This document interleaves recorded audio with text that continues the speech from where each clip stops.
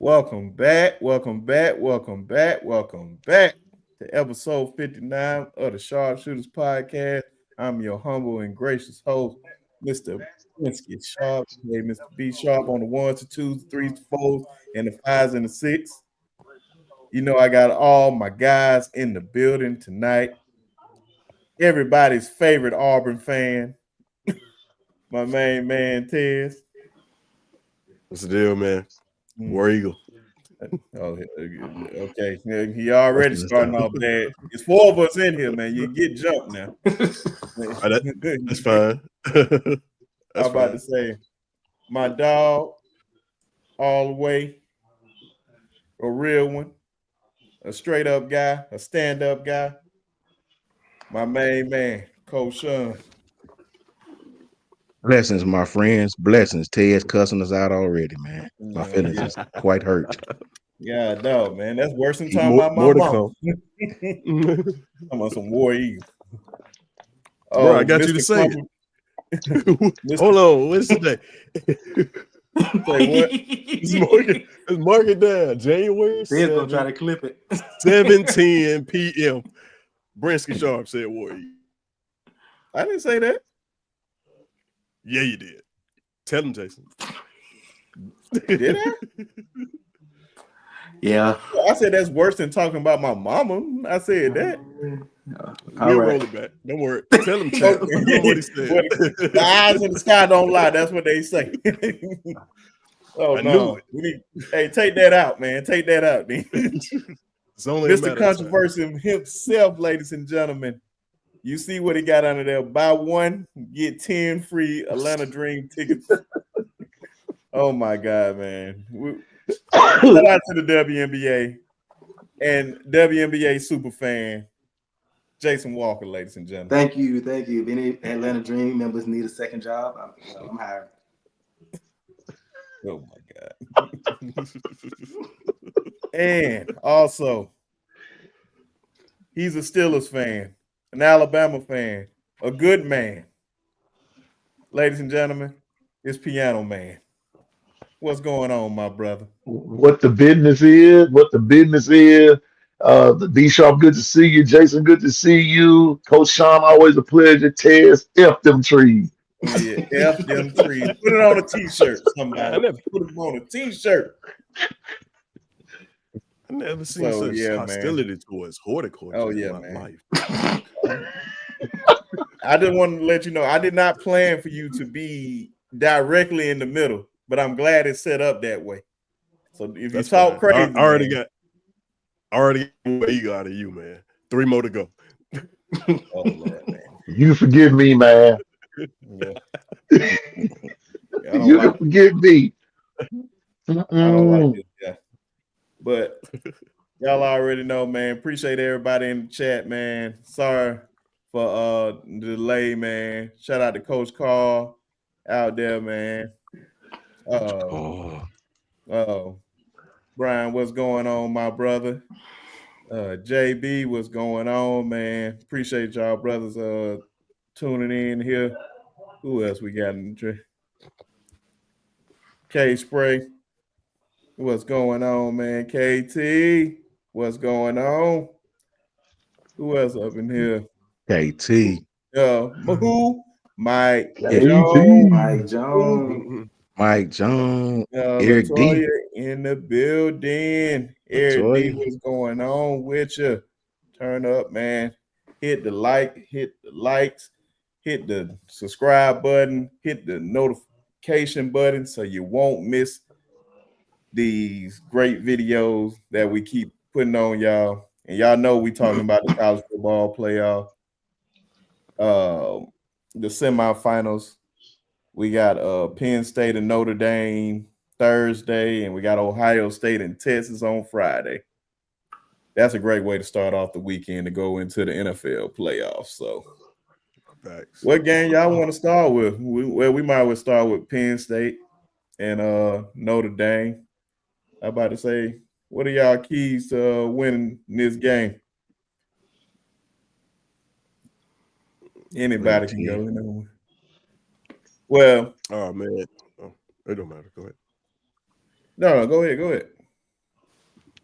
I got Notre Dame winning this game. Well, you can talk about who good. winning the game after my fault. But you just talk about players and all that, but we'll give our predictions later. Yeah, I think the keys for Notre Dame is to play mistake-free football. They're a very disciplined team, well-coached team. They can continue to do that. I think they can win and it'll be a close game. And that's top to bottom, though. I think Penn State may be more talented team. They can run the ball. They got pass rushers. They got the most dynamic player in this matchup in Warren, the tight end. I just feel like James Franklin, I just don't have faith in him in this big of a game. I feel like he'll do something at some point or to kind of mess this up. So I'm, like I said, Notre Dame, they can play mistake-free football. I think they win it. Yeah, I definitely agree with Tez. I think whoever wins the turnover battle is going to win this game. Both these offenses are kind of up and down. So, whoever, like Tez says, make the least amount of mistakes is going to come out winning this game. I like a lot of the things that Penn State tries to do on offense. Just they are, very physical. So I do like that. So yeah, I think whoever can win the turnover battle, whoever can keep the ball and not give it away to the other teams, is gonna come out on top. Go ahead, Peon, man. I'm in agreement with my brothers. I think that this is going to boil down to the turnover battle, whose defense is going to be the most aggressive. And I'm going to say this on far as the defensive side of the ball goes, especially on Penn State. Will you be able to shut down Riley Leonard? I think that's going to be one of the keys of getting to him early, because he's one of those type quarterbacks that once his confidence level is up, he's hard to shut down. And so some people would declare him mid at best, but he's one of those mid quarterbacks that will beat you if you don't put him in check early. So the test is going to be on Penn State's defense to shut him down early. Other than that, I think it's going to be pretty close. But um, I think that whoever wins the battle in the trenches there, that's who will win the game. Go ahead, Coach. For me, man, I take the other side of it. I think Penn State gonna win this game. I don't got no faith in James Franklin. I'm right there with Ted. I'm right there with Jason. Right there with all you guys. Piano man, even Brinsky. If Notre Dame win, it don't shock me. I mean, it don't shock me at all. I wouldn't be flabbergasted or nothing. I just did. Jason, if you listen to Jason, my brother, shout out to Jason too from Hall of Fame Sports. Jason act like Notre Dame just dominated Georgia, and I just didn't see that. I don't know what game Jason was watching. I watched the game. If you took that punt return back, even with Gunnar Stockton, Georgia had a chance to win that damn game. They got in the red zone 4 times and couldn't come away with nothing. I watched Gunnar Stockton throw for 234 yards, a touchdown, and no picks. I watched Georgia with no run game go out there and had a chance to win that damn game. I think Penn State is physical up front. I think Penn State is more physical than them on the offensive line.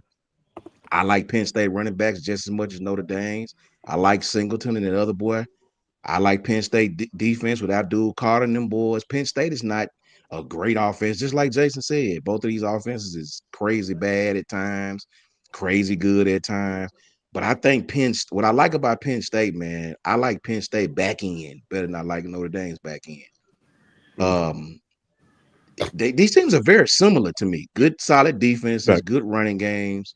I like Marcus Freeman better than I like James Franklin. And just for the sake of content, I pick Penn State, just to be on the other side of it. Hey man, ain't nothing wrong with that, man. I would say, man, a lot of folks knowing the history side of all this, we got two black head coaches going at it for a chance to be the first to play for a national championship. So regardless, history will be made that night. So man, I can't wait for it. And I'm just gonna shout out a few more people. Ben G, what's going on? Who else down here? Oh, of course, our favorite Oh Miss God. Williams down here talking about her Ohio State Buckeyes. I'm Oh, not Ebony in here. say it again. Ebony in here. Yeah, she is, and Yeah, she's here. Man, and we bruh, haven't talked about him yet. bruh, let me tell you this, B Sharp, Ted, and Piano Man. I ain't talked to Ebony in about 2 weeks. She hit me right on the text. Guess what she did? What you do? Diss me, bruh. Talk about my Steelers. She called them squillers again, Mm, Piano. As she I didn't. should. I didn't appreciate that, Jason. Just She did me should. verbally mm. dirty, right? Call my Steelers squillers, bruh. But she gonna feel bad after we beat the Ravens coming up. And you know what I mean? You It's a know big what? game coming up. You know who a Ravens fan? Is Jason a Raven fan? Oh, he's definitely a Ravens fan. We giving them the L this time. Man, We're please. not losing. Oh Child, man. please. Oh, man. Our main guy, Lynn. What's going on, Lynn? Always love you in the building. Lynn, We the got brother, Steve in the building. Of course, my main man, Lemon in the building. What's going on, man? James. Miss Susan Thomas. How you doing? Who else we got up in here tonight? But James Richards. James Richards. I don't like that logo though. And you need to change that. James, good dude. James, Yeah, real. yeah, man. Good brother. What's Like up, Jay? We got Wade's World in the building. What's going Yeah, on, brother? Kimberly, what's going on? Oh Kimberly. man. I can I ain't seen my believe. boy in a minute, man. The Alabama hitter. What's going on, man? My boy channel been blowing up lately, man. I'm loving the growth, brother. I forgot how many subscribers you at now, man, but I think you well over 5,000. So, man, keep going, brother. Man, Salute to the appreciate you. Alabama hitter for sure. Says Luke Brothers, do you guys even know if Ryan Grubbs is interested in coming back to Tuscaloosa? We're gonna definitely touch on that, man. That's gonna we definitely gonna touch on that tonight. Please and thank you. Yeah, so we're gonna really touch on that tonight. I'm not 100% sure. Nicole, what's going on? Bishop, Oh, what's going Bishop. on, Hey, man? Bishop. What's going on, man? Hold on. What is it? Hold on. VNG says Steelers fans, but here comes another playoff. Oh, A Fire Thomas. realistic Steelers fan. Ben G, Man, you hurt my you will be feelings, bro. come on, That's what I'm Ben. talking about. You will Come be Tell a the on, truth, fool to Ben. Ben. fire him. Tell them the truth, Jason Ben. Yeah. paid him to say that. Jason texted him and told him Yeah. to come here and say that. Tell them the truth, Tomlin Ben. definitely gonna That's retire my there, burner man. account. He's not gonna get fired. You would be crazy to fire one of the best head coaches in the league. I'm sorry. Quarterback matters, Yeah. man. I'm sorry. This only proves every year that quarterbacks matter. It's very rare that you don't have a quarterback and win the Super Bowl. It's very, very rare. But we was talking about the who was talking about Penn State and Notre Penn Dame. State, whatever. Man, Oh, God. it's gonna be really, really interesting. It is. I just want to see who's going to be able to run the ball because I believe both of them can stop the run. So this is going to be a very, very interesting game. I know they're going to get after, especially with Abdul Carter. I seen he was hurt in the Boise State game, and I know he's going to be a big factor in his Notre Dame game if he can play. So they're going to definitely need him in this game for sure. But I keep forgetting a running back name. It's not I forgot his name just that quick. But can Drew Atler throw the ball against this good Notre Dame defense? Because I do love their secondary. I probably feel the opposite way of matter of fact, I ain't gonna even say that. I think they both even in pass defense and who Penn State got that I love that I think that was a great pickup this offseason was AJ Harris from Georgia, from the state of Alabama, by the way. but he was a great pickup. Been locking down his side of the field all year long. So we're gonna see how that goes. I don't know, man. I think that we got some real good games, and both of them match up with each other so well. So yeah, do you You Ted, feel better about? I'm about to say you go feel ahead? better about Drew Aller or Riley Leonard. Who I feel better passing wise? I feel better I mean, just overall quarterback. overall quarterback. I think Riley Leonard going against Georgia, I feel more better about because I think that's a better defense than Penn State, and I think he'll be able to do a little bit more. I haven't really seen Drew Outler play anybody really yet. They only played SMU and Boise State, and the biggest games that I think he played all year was really Ohio State and Oregon. In both games, he really didn't show up for real. So Mm. I'm more confident with Riley Leonard than anything. So it's gonna be definitely we're gonna find out more about him in this game because Penn State is gonna come after him. So Yeah. he better be ready for it. Well, who you guys? I'm gonna ask you guys predictions right now with this game just to put a bow on this. Tez, I'll start with you and just go down the line. Yeah, I'm gonna take Notre Dame. I'm gonna take Notre Dame. Like I said, that like you mentioned, that game against Georgia, even though they didn't have a quarterback, Georgia has a amazing defense. They got a defense than either one of these teams. So for them to be able to win, and I think Riley Leonard, he didn't have a great game against Georgia at all. He did. Whenever I see a team that wins when their quarterback play is bad, that tells me a lot about the discipline on both sides of the ball and the overall just how they play. So I'm gonna go with Notre Dame in that game. So give me a score too. A score? Mm-hmm. Wow. Wow. And then, Enough. I I think got it's to gonna get be. you. I think it's gonna be a high scoring game. I'm gonna say something crazy, like a 35-37, because I think it's gonna go to overtime. This might be one of them 5-6 overtime games. So I'm gonna say like 30, 35-37, just to throw something out there. Oh, so you think it's gonna be a offensive explosion? Well, after 7 overtimes, you're gonna start running the score. That's what I'm saying. Oh yeah, I missed that part. My fault. Well, Yeah. in a way, yeah. Coach Sean. I say Penn State. I say Penn State 31-27. You know what I'm saying? I go with Penn State 31-27. Okay. So you trusting Drew Adler like that?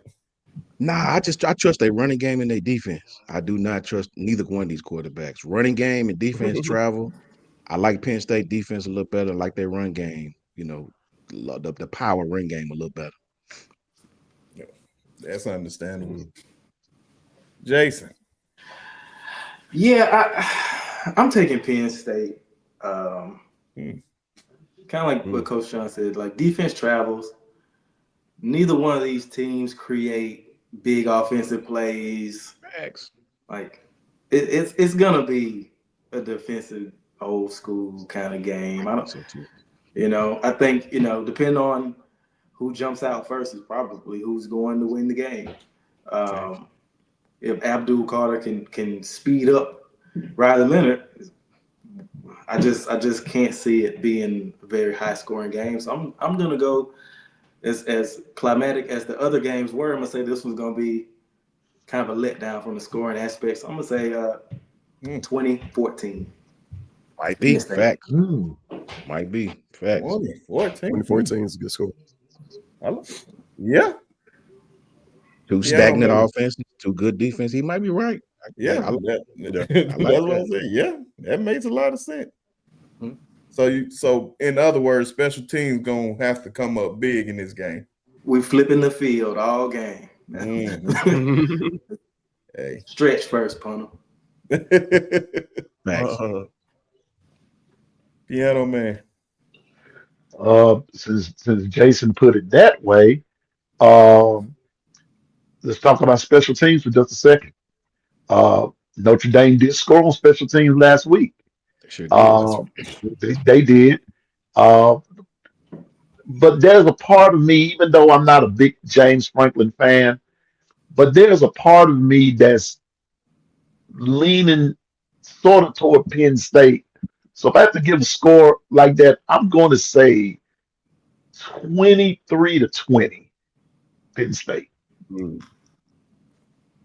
See that? I can definitely see that. Okay. Well, of course, I'm going, unfortunately. Only reason I'm going with them is because Marcus Freeman. But I like Love as a running back too. He's nice. And I do love their special team. Notre Dame 25, Penn State 21. I think it's gonna be a close one, man. I think they match up too good, man. It's gonna be a great one. What he said? He said enjoy this weekend game because I believe the championship game will be. So I already know who you about to pick in this next one. Then we gonna talk about that one right now. Hey, y'all don't sound too excited about that Notre Dame State game.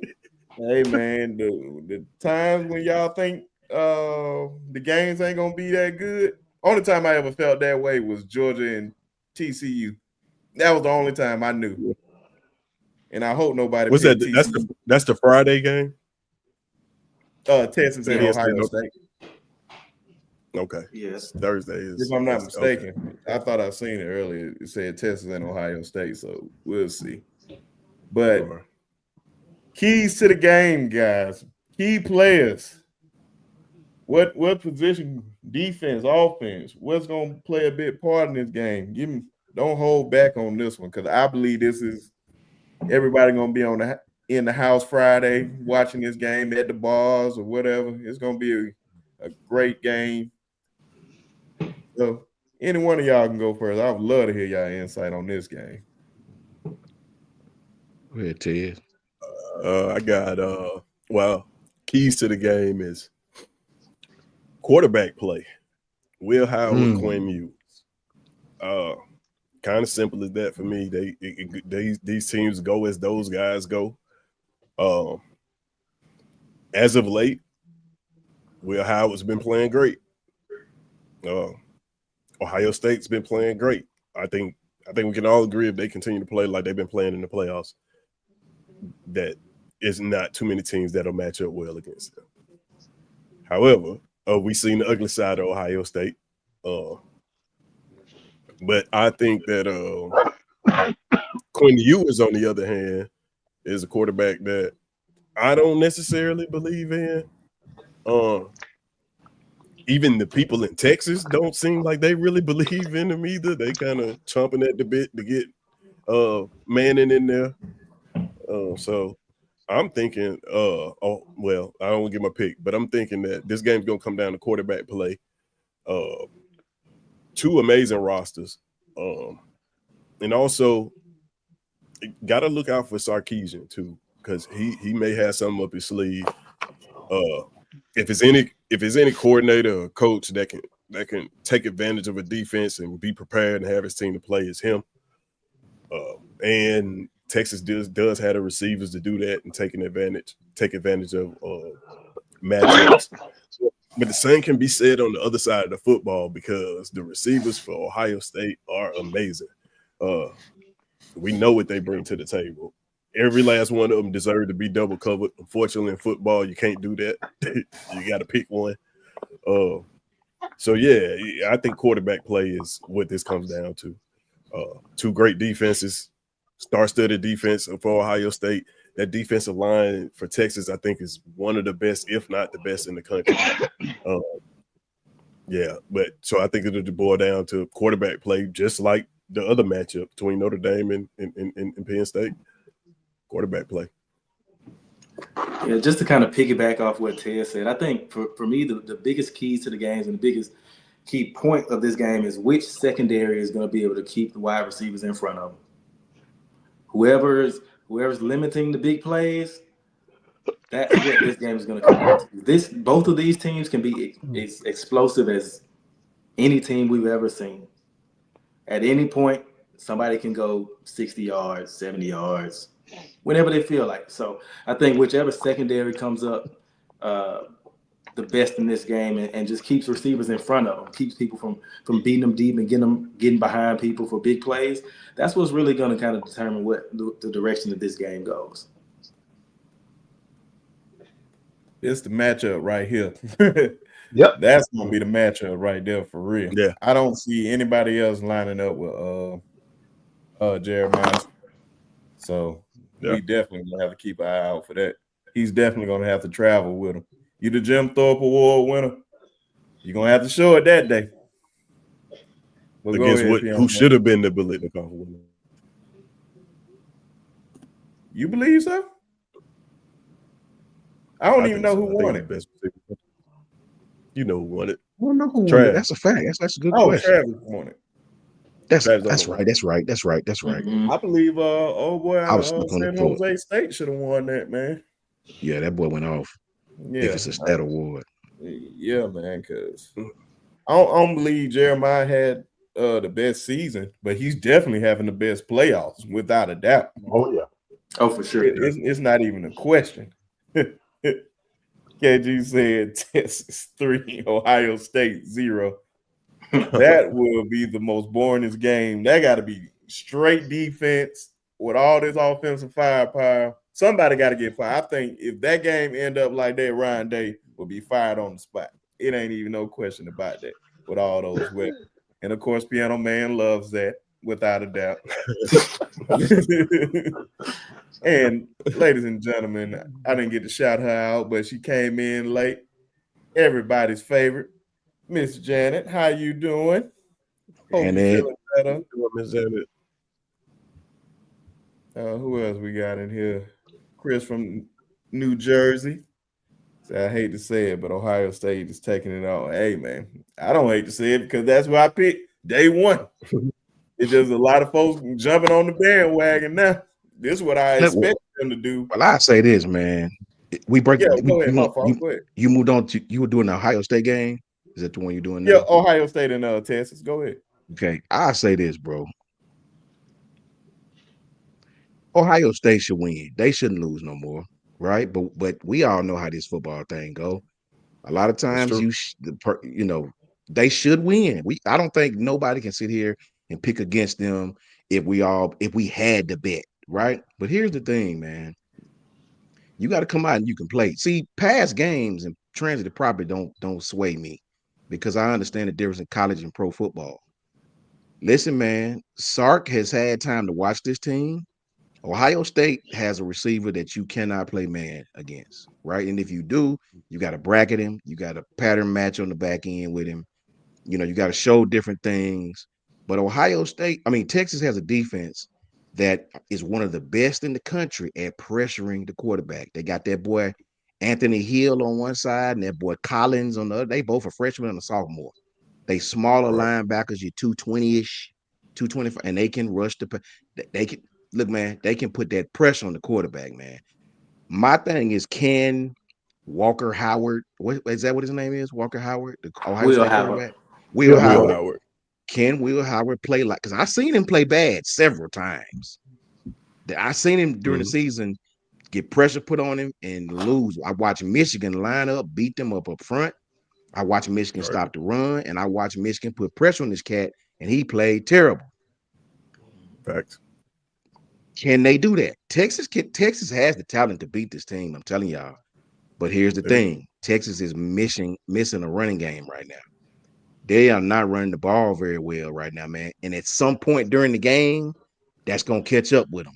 You know, no Yep. matter how hot they are, how good they start off, if you can't keep Ohio State off balance, man, they have the potential to make it very difficult for you. You know, so Texas has the potential to beat them. Don't sleep on Texas on this game, man. Um, if we had to pick, if we are we picking scores now? We just giving our insight on who, you know.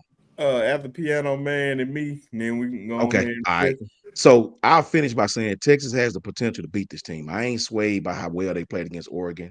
I ain't swayed by how well they played against Tennessee. To me, Tennessee got beat at their own game against them.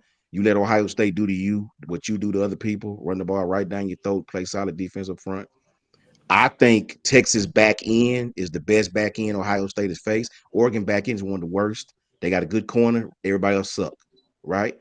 Tennessee back end is very aggressive, but they don't cover deep very well at all. I believe Texas back end can cover deep, or they can play. They'll hit you. They physical. I believe they're gonna be physical with Jeremiah, man. They've watched enough tape on this kid running free.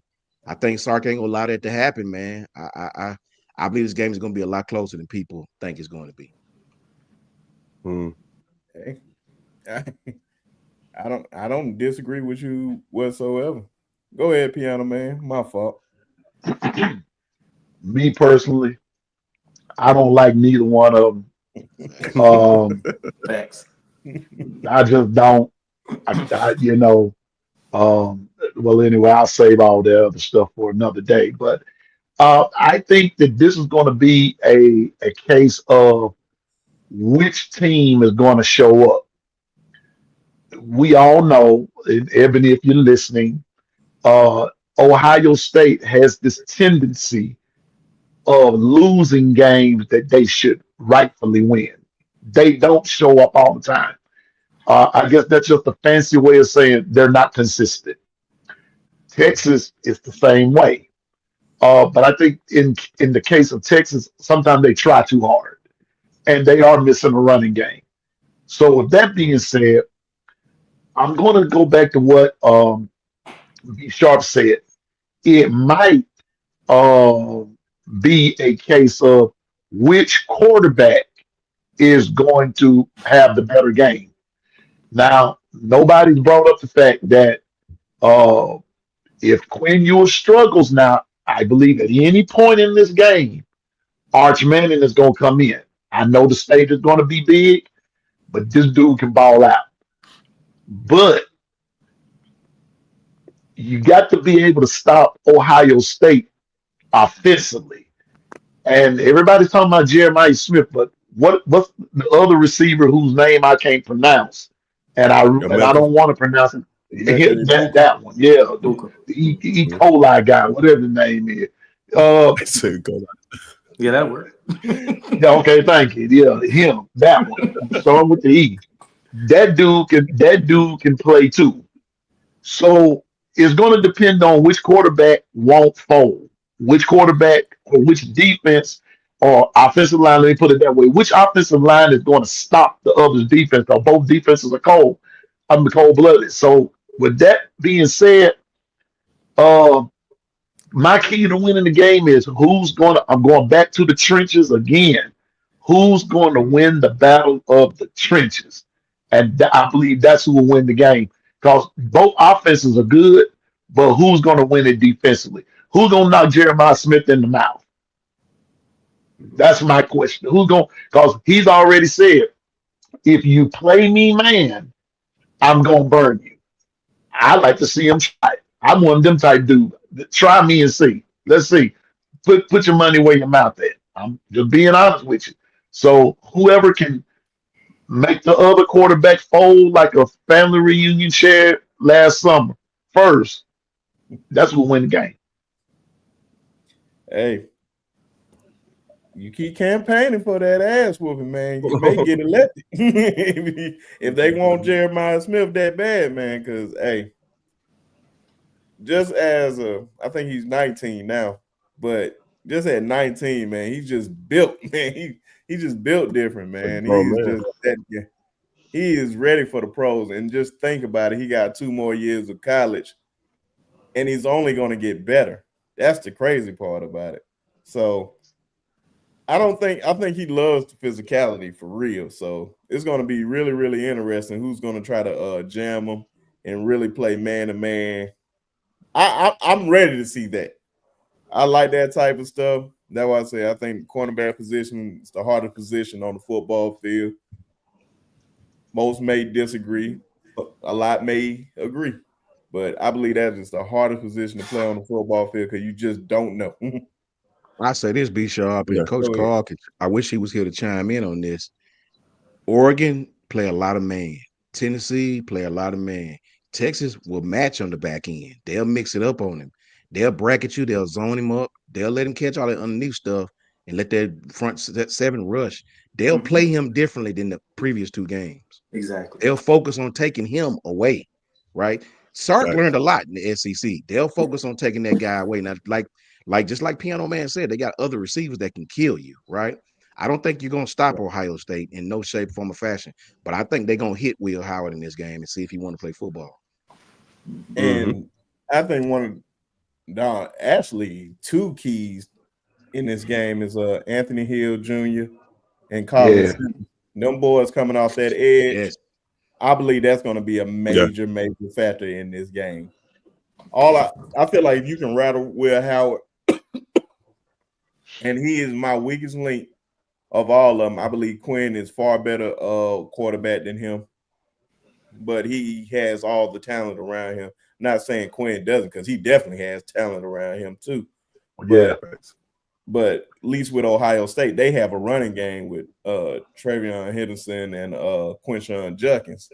So he has something to fall back on if the wide receivers are not there for him. I don't think Quinn has that luxury to just be like, okay, I can't get nothing in the passing game. Can I get something in the running game? And then Quinn is not going to outrun nobody on the football field because they're going to hawk him down before he gets 2 yards. So Quinn definitely has to have the best game by far, because if he don't, this can get ugly early, depending on how the defense plays. And I believe that they can get there to they're going to be able to get there to Will Howard as much as possible. We're going to find out how good this Ohio State offensive line for real. It ain't even no question about it. So That's true.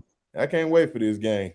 So With that being said, but B Sharp, can I say something right quick though? No, say You whatever. you said something right there about the O line and of Ohio State, and something just sparked the thought. I've said all year long, Quinn Ewers is just an injury away, and that's Arch Manning's team for the rest of the duration. But I'm also looking at the fact that because Texas plays such on that D line, they play so aggressive. They are very aggressive. If they get to Will Howard, now I'm just gonna go ahead and put the ultimate out there. If Will Howard gets hurt and they have to bring in his backup, that's gonna force Ohio State to go to mostly a running game. That's the only way I see Texas really beating them. Is that they're gonna have to rattle Will Howard or put him out. I hope he doesn't get put out the game. I'm not advocating that, but I don't believe that Ohio State, their backup quarterback wise, I don't think he's that strong like Arch Manning would be for yours. So I think that's something that you have to keep your eye on. Will the Ohio State O line be able to protect Will Howard? Because they are coming. That's great. A great point. Just in case if he do get knocked out, who they have playing behind him? Because I think Is it Julian saying? It got to be. Because I Maybe. think Devin Brown in the transfer portal. Yeah. So Julian saying we seen some portal players play in the bowl games. I don't know if he'll. But I don't do think it, he's there. I don't think he's there. Oh, he might be with the team. I do got a question. I'm not 100% sure now, but it could be true. I'm just basing off what I think. I don't think he's there. And so if it is Julian saying, that means you putting a true freshman out there who, what I seen against Tennessee towards the end of the game, I wasn't that impressed with. And then now we're talking about him going against one of the best defenses in the country in this moment. So it's going to be interesting, man. But with I got that a being question said, though. no, go ahead. I got a question for you real quick. So yeah, Coach Sean, you brought up the running game. Brinsky, you hit on the running game too. We know Ohio State can run the ball. Texas running game been pretty much anemic. I looked it up. Against Clemson, they had 48 carries, 292 yards on the ground. Arizona State, they had 30 carries, 53 yards on the ground. Can Texas win with 53 yards on the ground? Can they beat Ohio State rushing the ball 30 times, 53 Yeah, carries? I don't think so. Yeah, No. I don't think so. Yeah, it's gonna be tough. It's gonna be It's tough. only way that I feel like that's going to happen, man. And I mean, literally the only way that's going to happen. Quinn has to play great in that passing game, and the defense has to play lights out defense. That's the only way I can see them getting away with it. Because Have they you did seen that. Go ahead. Have you seen Quinn Ewers play a game this year good enough to beat this Ohio State defense? I don't think this year. I feel like if he can move the ball, like in the Georgia game, man, they was moving the ball with ease until they got into like the red zone. Then they just forgot how to just run the offense. They Did that missed a twice, lot of points, actually. and then Yeah. we see how I think his name Burnt Auburn. Oh yeah, Bert. Burt Bert Auburn, Auburn. Yeah. and he's been clutch throughout Been most great. of his career. But since that Georgia game, he's been very, very iffy when it comes to field goals. So, Yep. I like that Arizona State game should have been like out of reach. You should have never made it to overtime. So, man, you're going to need to make some of those kids. You cannot leave no points on the board. None of these teams can afford to leave any type of points on the board. If you are down in the red zone, you're going to have to get touchdowns as much as possible. But if you don't get touchdowns, you definitely have to score in some type of way to keep this game, because you never know what it's going to come down to. And I feel like that's going to be a factor. And if, let's just say, if he lines up the kick at least 4 times, he has to at least make all 4 or 3 of them at the most, if it come down to that. But I feel like Texas is going to go for it a lot more. Said Jaden Rashad suing Kirby Smart in Georgia. I don't know if he's joking or is that serious, but he's been suing everybody. I think he's joking, but he's been suing everybody everywhere he's been. Like, bro, Look, I'll tell you this, Brinsky. I don't know the actual stat, but I remember that Michigan game. They started matching in the second half, and Jerry Smith, he scored that first touchdown. He didn't score no more after that. You know, I don't even think he had 100. I know he didn't have 100 yards. I don't know his correct stat. If you pull up the Michigan Ohio State game, I don't remember his correct stat, but I know he didn't have no 100 yards. He didn't have close to it. And they started bracketing him. You know what I mean? Started letting other people, and they was physical. They took time off the clock. Can Texas do it? But see, here's the thing with Sark, man. Sark know how to run an offense where he don't necessarily have to run the ball. He throw a lot of behind the line of scrimmage passes. Right. You know what I'm saying? Right. He don't necessarily line up and have to hand it off. He do a lot of RPO type things that'll let him still simulate a run game. You know what I'm saying? Right. I don't know if they have the type of offense to do what Michigan done, squeeze Ohio State like that. But I don't know, man. Ohio State should win this game easily. They should beat everybody for the rest of this playoffs. But I don't know, man. You got to line up and play, and I think Texas is going to come to play in this game. Yeah, man. Yeah. So against Michigan, Jeremiah Smith had 5 catches for 35 yards and a touchdown. Boom. His longest catch was 10 yards. Yeah. Their leading receiver was Carnell. Their leading receiver was Carnell Tate with 6 catches for 58 yards. For sure. I think he scored in that game. I remember he scored a touchdown, if I'm not mistaken. Yeah. But his longest catch was 10 yards, though. That's a whole fact. It's a whole fact. Yeah, because sometimes coaches get in their own way. Of course. A coach will see that happen and still be like, you know what, we got the guys to play man. We just gonna play man. We got the guys to play man. Facts, Jason. All facts, bro. We did it all season. We did it all season. Who is he? Yeah. we change for him? Why we I change wonder, field? you say Jeremiah Smith is still a true freshman. He can't be rattled. Texas coaching staff will study film and be ready. That's they have a great coaching staff, and I truly believe that. I don't think he'll be rattled, but I feel like he'll be tested. I think he's just tough-minded, man. He just one of them ones. When he But at goes this to the point, league, we know what he's going to be. He at this different. point, He he's not a different, man. freshman. Facts. No. He's Yeah, not a freshman at this point. I agree. And he's gonna be playing against the best corner in the country. Mm-hmm. Yeah, He's gonna be matched up more than likely against the best corner in the country. Award winner. How And, many freshmen? How many freshmen do you guys see coming across on the mesh route that's really gonna catch that ball? It's a lot of freshmen. We got one. That's amazing, but he don't catch a lot coming across the middle like that. no, You know what I'm saying? But how many freshmen are built like T.O.? Facts. That's another This point. is also true. Yeah, that cat hands is big ass It's hands, ridiculous, man. Like Yeah, crazy. man, he is definitely solid for the most part. And I will correct you on that too, Jason. He's not going against the best corner in the country because the best corner in the country didn't play most of the year. His name is Will Johnson, and he will be going high in the NFL draft. Oh, here you go. Oh yeah. Trust me, he won't make it past 5. Yeah, he probably I can promise you that.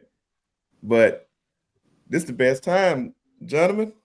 Predictions, scores. Even people in the comment section, please put who you got winning and the score.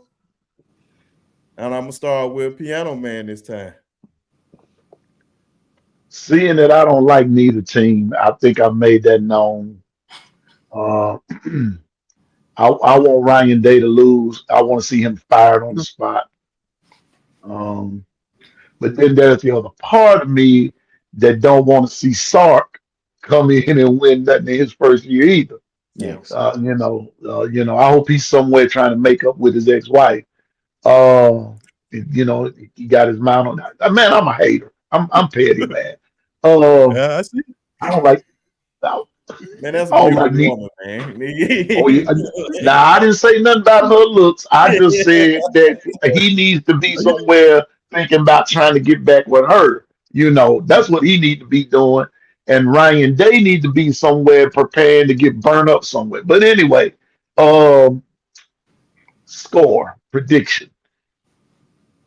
Uh, as much as I hate to say this, man, Ohio State 42, Texas 21.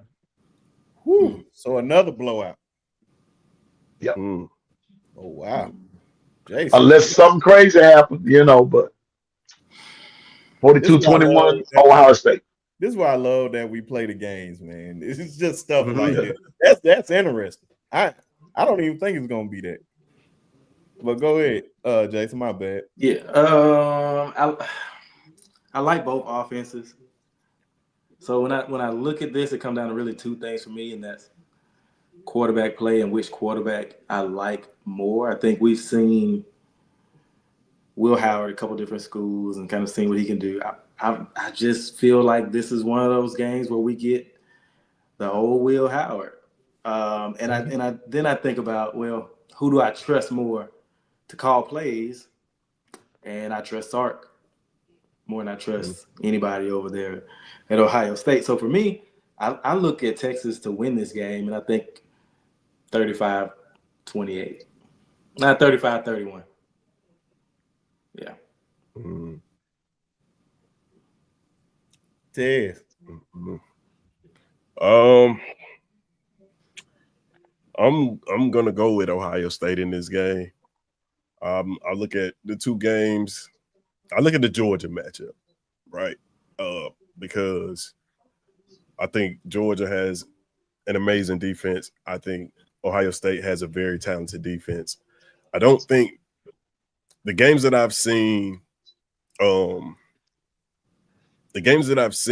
State lose. I don't know if Texas can replicate that. Maybe they can replicate what Oregon did early in the season when they had the shootout. They beat them by like a point. But I don't think they can do what Michigan did to Ohio State. I don't think they can. I don't think they play that brand of football. So I'm gonna go with something similar to some of those Georgia games. I'm gonna say Ohio State like 28, and I think they hold Texas under 20 points, so like 28-17, something like that. 28-17, Ohio State. Coach Sean.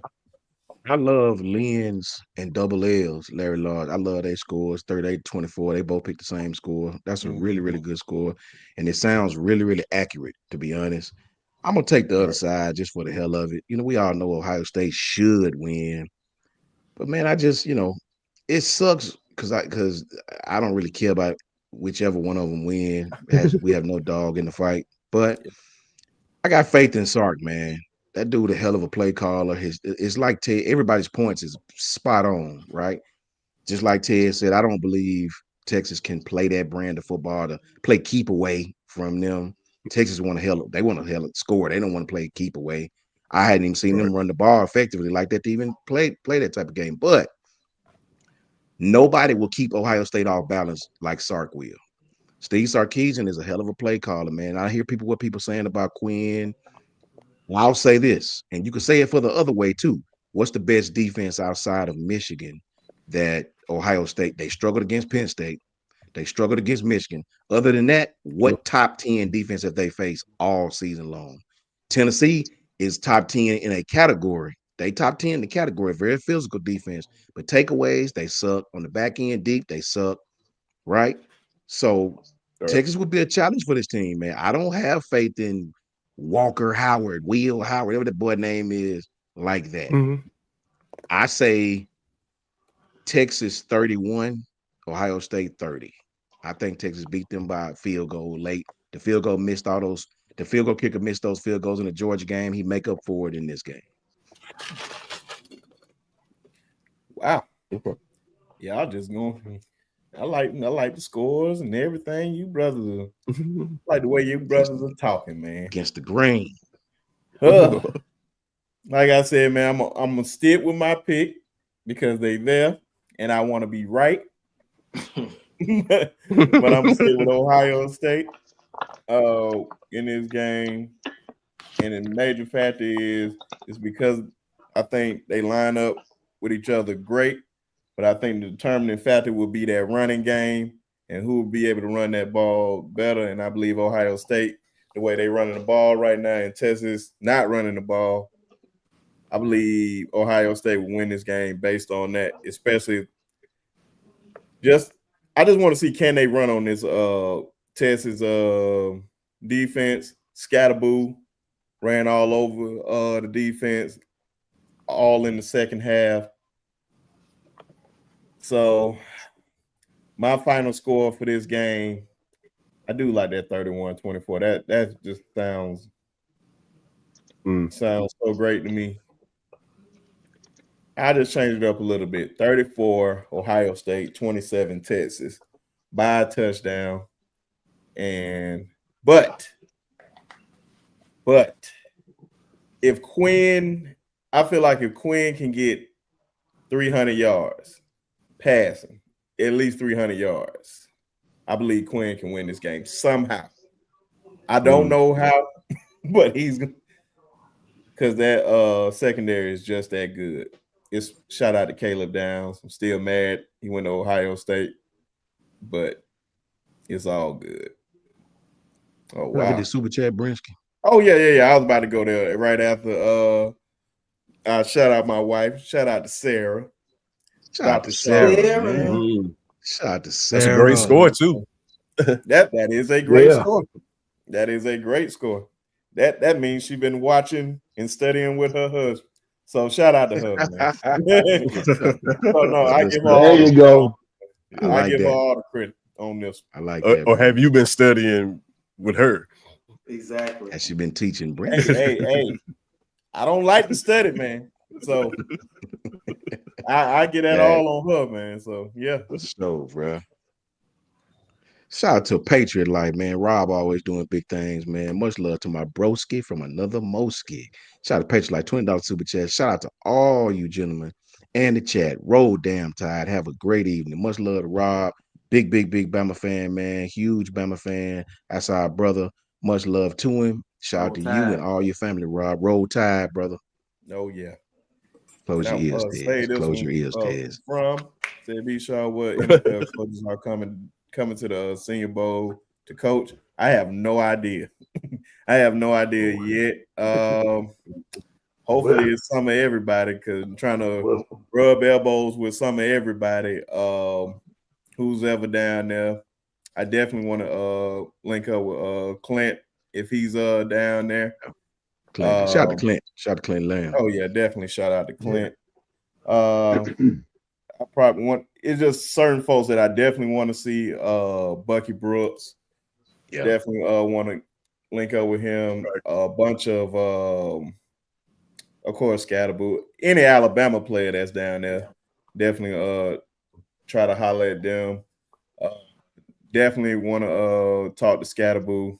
Man earned my respect just from that game, man. I don't think I've seen a player play that type of game like in a long time. Like he laid it all out on the field for real, and you just can't help but respect. If you hating him right after that, man, you just not a football fan.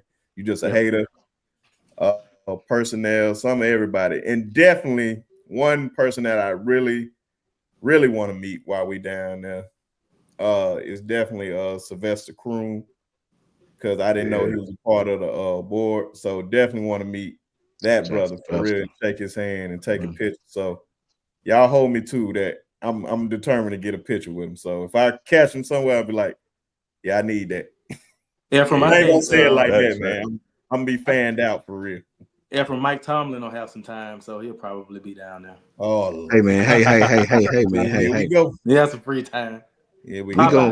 Hey. And look, Jason. I see OG Ephraim giving it to me down there too. We gonna see after this weekend. We gonna redeem ourselves. Hey, that Harbaugh fella, both them Harbaugh fella with their cheating self might be down there. No, I doubt it. We got. Hey, you know what? You supposed to say that. I'm looking forward to seeing this guy, Carson Vincent. I don't know if you're familiar with him, Coach. Hold on. I forget. We ain't even. Hey man, my bad. Ladies and gentlemen, I forgot that this brother got his media credentials down there for the Senior Bowl. Oh yeah. So, ladies and gentlemen, everybody's favorite Auburn fan, Tez is gonna be down there with me, man. So that's what's up. Y'all show Tez some love, even though he's an Auburn fan. Show that brother some love, man. He got nothing to do with it. Well, but Tez, it's gonna be kind of bad on you down there because I don't think any Auburn guys make the team, did? Yeah, they did. Oh, they did. The same amount as Alabama got. We got the same amount. Oh no, bro. Well, let me see. Jalen Milroe made it. Let me see. Did your quarterback make it? Oh, I forgot y'all don't have one. Thorny. Oh, nah. Here we go. We taking shots. Yeah, I think we see y'all got 4. Y'all got Malachi Moore, James Burnett, Jalen Milroe, CJ 3. We have 3. We got Eugene Santi, Jalen McLeod, and Jark West. Oh, you got 3? But what I was saying, I'm looking forward to seeing Carson Vincent. I don't know if you're familiar with this guy, Coach Sean, but he's the only HBCU player that's accepted an invite right now. He comes from Alabama. Wow. So I definitely want to. Yeah. I don't know the kid personally, but I heard that's the offensive lineman, I believe. You know what I'm saying? Right? Yeah. I know. I reposted the kid several times. Seen the kid play several times. He can play, man. He can play. You know. I'm definitely looking forward to that. Hopefully we can get some more. You know, they haven't finished accepting invites yet. So hopefully we can get some more HBCU players down there. Yeah, man. Come on. I know, right? That'll be dope, bro. And y'all excuse me for a second. I gotta go get something because Jason done made me mad, man. I'll be right back. Hold up, man. Man. You know, there won't be any HBCU invites from my team. Support historically Black colleges. You gotta support them. Of course, my university, Ted's University, and Jason University, Tuskegee University. I don't have nothing on them, but I got this shot glass. I'm in the portal. You know, I'm in the portal. As of right now, he in the portal. Oh man. Just don't go to Alabama State. I'm in the portal. Just don't go there. We can agree on that. And hold on, wait, whoa. You looking for what are you looking for? NIL money? Whoa. No, KT. Championship No. order. We don't support Alabama State around here. No, Oh, man. wow. Oh, yeah, you tripping. Y'all been beating us in the Turkey Day Classic. Common enemy. Common enemy. Low down. Low down, man. We don't say watch your mouth. Oh man. Now, Jason, talk your stuff now. What you say? What you say? What you say? It looked like you just put on 2 bad jerseys. There you go, piano man. Break it out. Let me tell you something. Let me tell you something. We know we can whip y'all. Y'all have to wonder if y'all gonna whip us. Like y'all don't even know if Lamar Jackson gonna play or not. Fleas hurt him, and he down for the count. I ain't worried about it. You Travis better Hunter worry leave his about girlfriend before we lose y'all. it. Say what? Oh wow. I said Who- Travis Hunter leave his girlfriend before we lose to y'all. Travis Hunter ain't got nothing to do with this here. Travis Hunter ain't got nothing to do with this. Travis Hunter, look here, if he ain't left that crazy thing by now, ain't nothing going. He ain't gonna leave it for nothing. Exactly.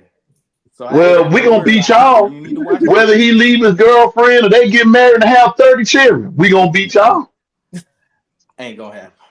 It's gonna happen. That's our hometown. Montgomery, Yeah, I can't name a team that's black and yellow that I like. Our hometown is Tuskegee, Alabama.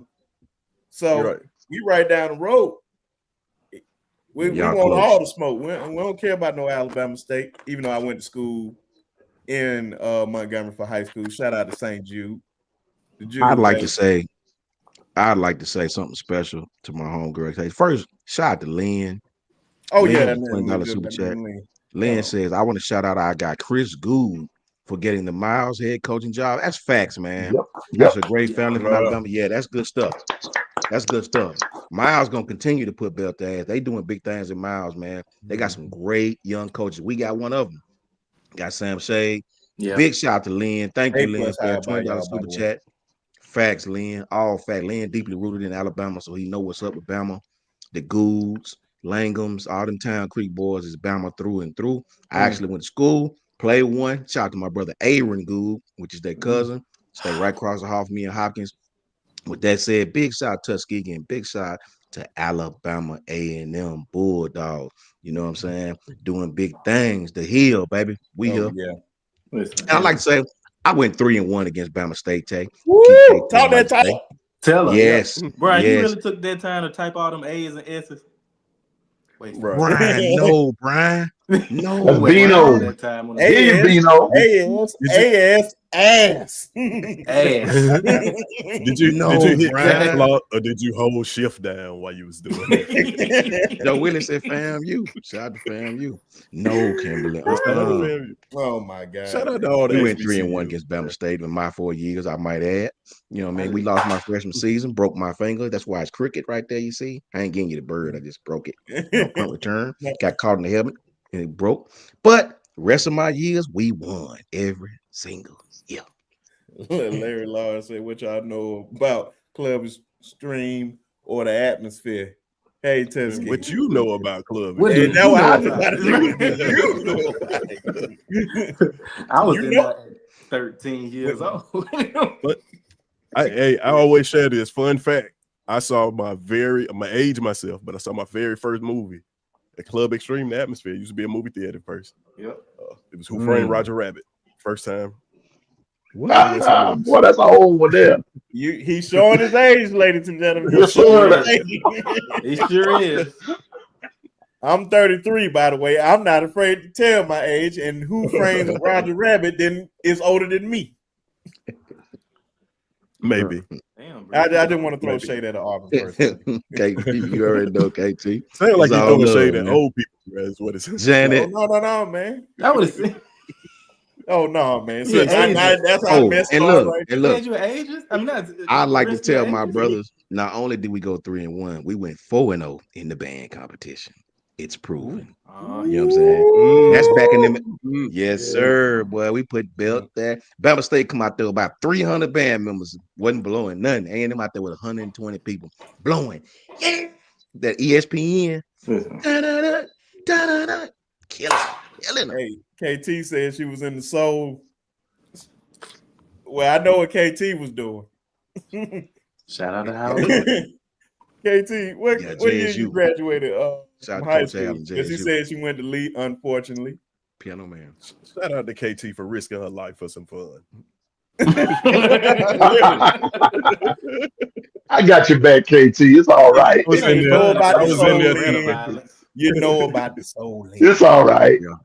Shout out to We had Cody several. Carter. Hey, look, we had several of them clubs in Huntsville. Lord have mercy. Ask anybody up here about Bobby Lee's or Fat Cats, the old Ebony Club. Boy, Fat you Cats, lose your yeah. life in that quick. If you from the Did you Ville, you regret already going? know. Bad business. Did you regret going? Oh no, not at all. Exactly. Not at all. Football team got in free. Never regret it. Exactly. I seen a few brothers get knocked out. Yeah. Seen a bunch of shooting, and Several, still would do it all over again.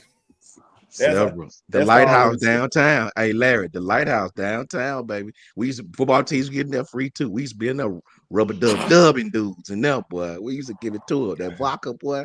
Ooh, it get bad for you now. Whole squad on you. KT, you good with me. You right there. Them was the days back in them days, boy. Oh, Shout out yeah, to all my brothers, man. Them was the days, boy. College life is the best. I'm telling you. Man, yeah. I'm sorry, man. It's a Oh, lot of right stuff. now. I can't tell on here because they would demonetize this video. So right, man, it's so much stuff, man. Oh my Yeah. god. for sure. Because in the words of And Coach the- Dunn, I saw a whole lot of lashes to people's asses. Lashes to ass. Oh, yeah. Facts, Jason. Thank you. Facts, I've been Jason. wanting. I hear you, Jay. want to test Yes, him back. sir. Oh, that is the best saying. And Yeah. moving forward, I'm we're gonna put it on a lashes t-shirt for you, to Coach. asses. That's why they hate us, bro. Oh, Shout out I to love Bell. that And saying. my brother Bell. Now, what up, Bell? Yeah, that's Oh, why they man, hate what's us. that, man? Oh man. Oh yeah, Mm. super glad Jaden Roberts came. Man, since we've been talking about HBCU so much, we can literally get on this Alabama talk. Now, that was a great pickup, him coming back to Yeah. help out on that offensive line. Now we got Caden Proctor coming back. We got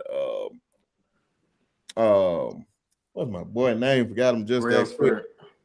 Parker Brailsford. Now Yeah. we got Jaden Roberts, so that helps a whole lot on that offensive line, especially losing Tyler Booker and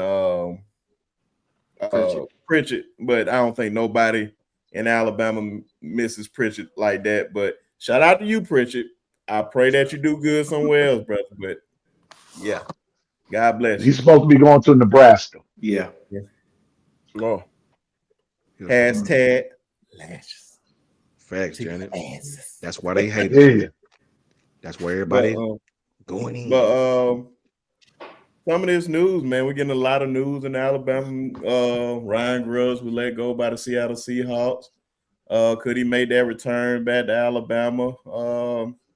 Still bringing in guys. Keon Sabb coming back. Damani Jackson coming back. A lot of the guys on the defensive end coming back. I'm pretty much surprised by Damani Jackson. Not Damani Jackson. Yeah, Damani Jackson coming back because he's definitely a first-round pick. But what helps with that, we get more depth. Guys are still developing. We ain't got to rush nobody. Dejon Lee ain't got to be rushed because I feel like once he touched that field, he's not coming off that field. So, what you guys want to talk about? It's so much Alabama news. I can't get to it all. But y'all just bring up whatever you want to talk about. Can I go first on this one? Yeah, please. Don't look now, guys, but 90% of our starters are back, right? 4 of 5 offensive linemen who got significant playing time are back. Every offensive lineman, because Wilkin Formby played almost just as much as Elijah Pritchett did.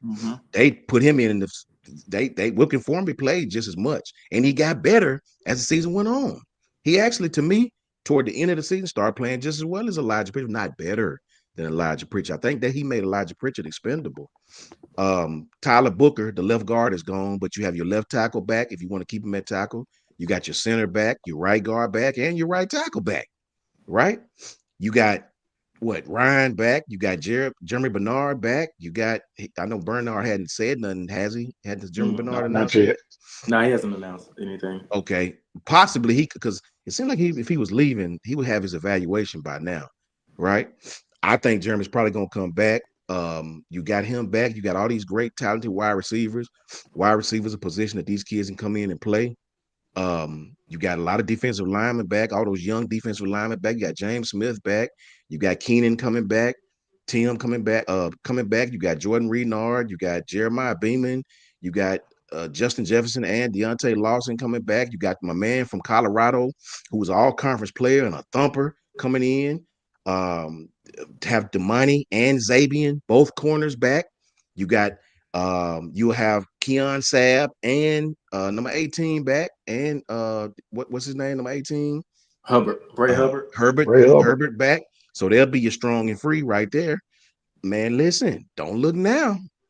But Alabama's practical entire team, minus the quarterback, obviously. We got both a running back, Rich Young and Jam back. Hey, bro, wait for it. Kick us now. I'll be Kick waiting. us now. Anybody us can down. go. Jason, Piano Man. Anybody but Tez. Yeah, man. I think we're in a good spot, man. I really do.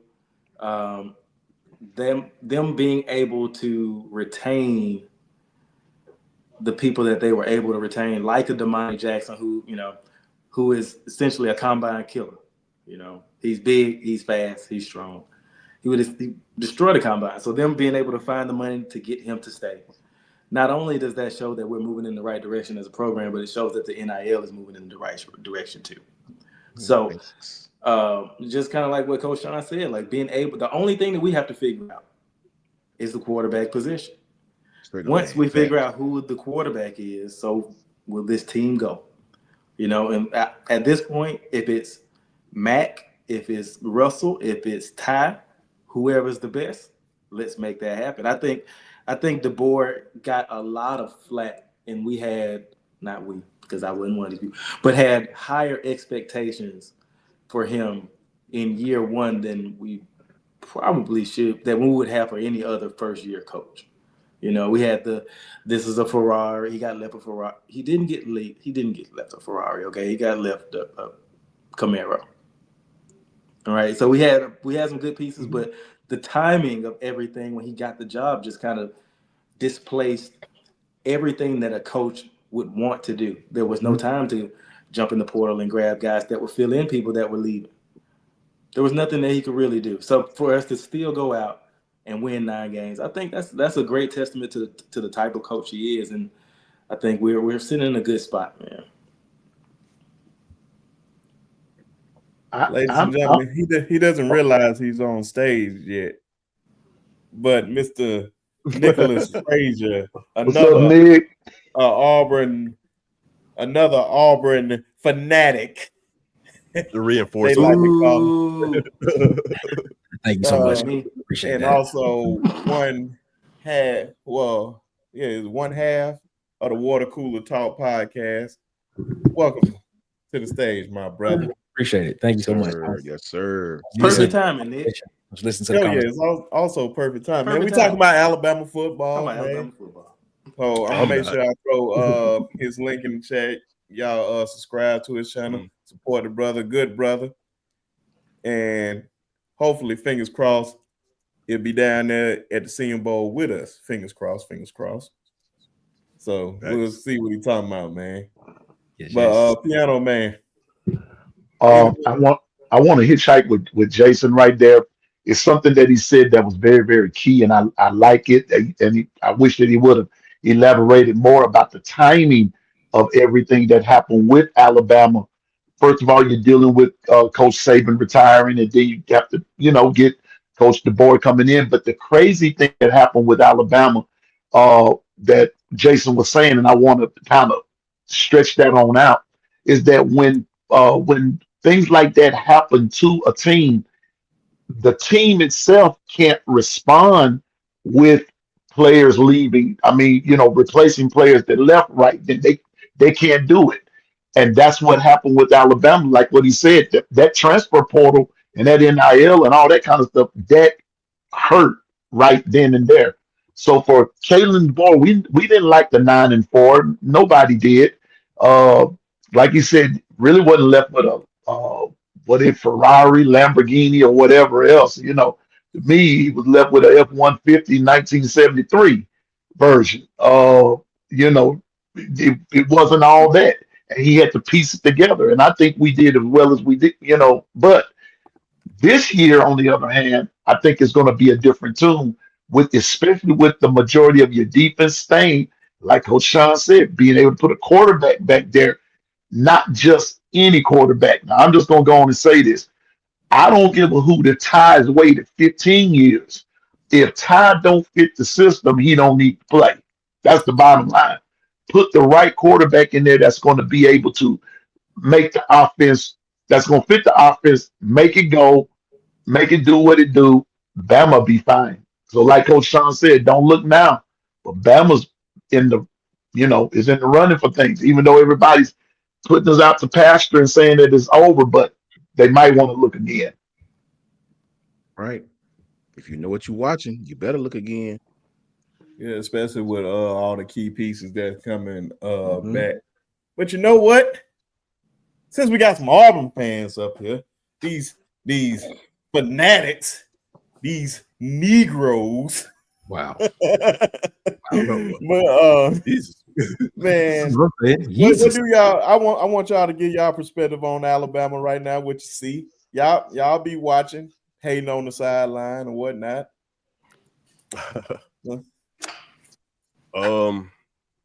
I see exactly what I thought I was gonna see.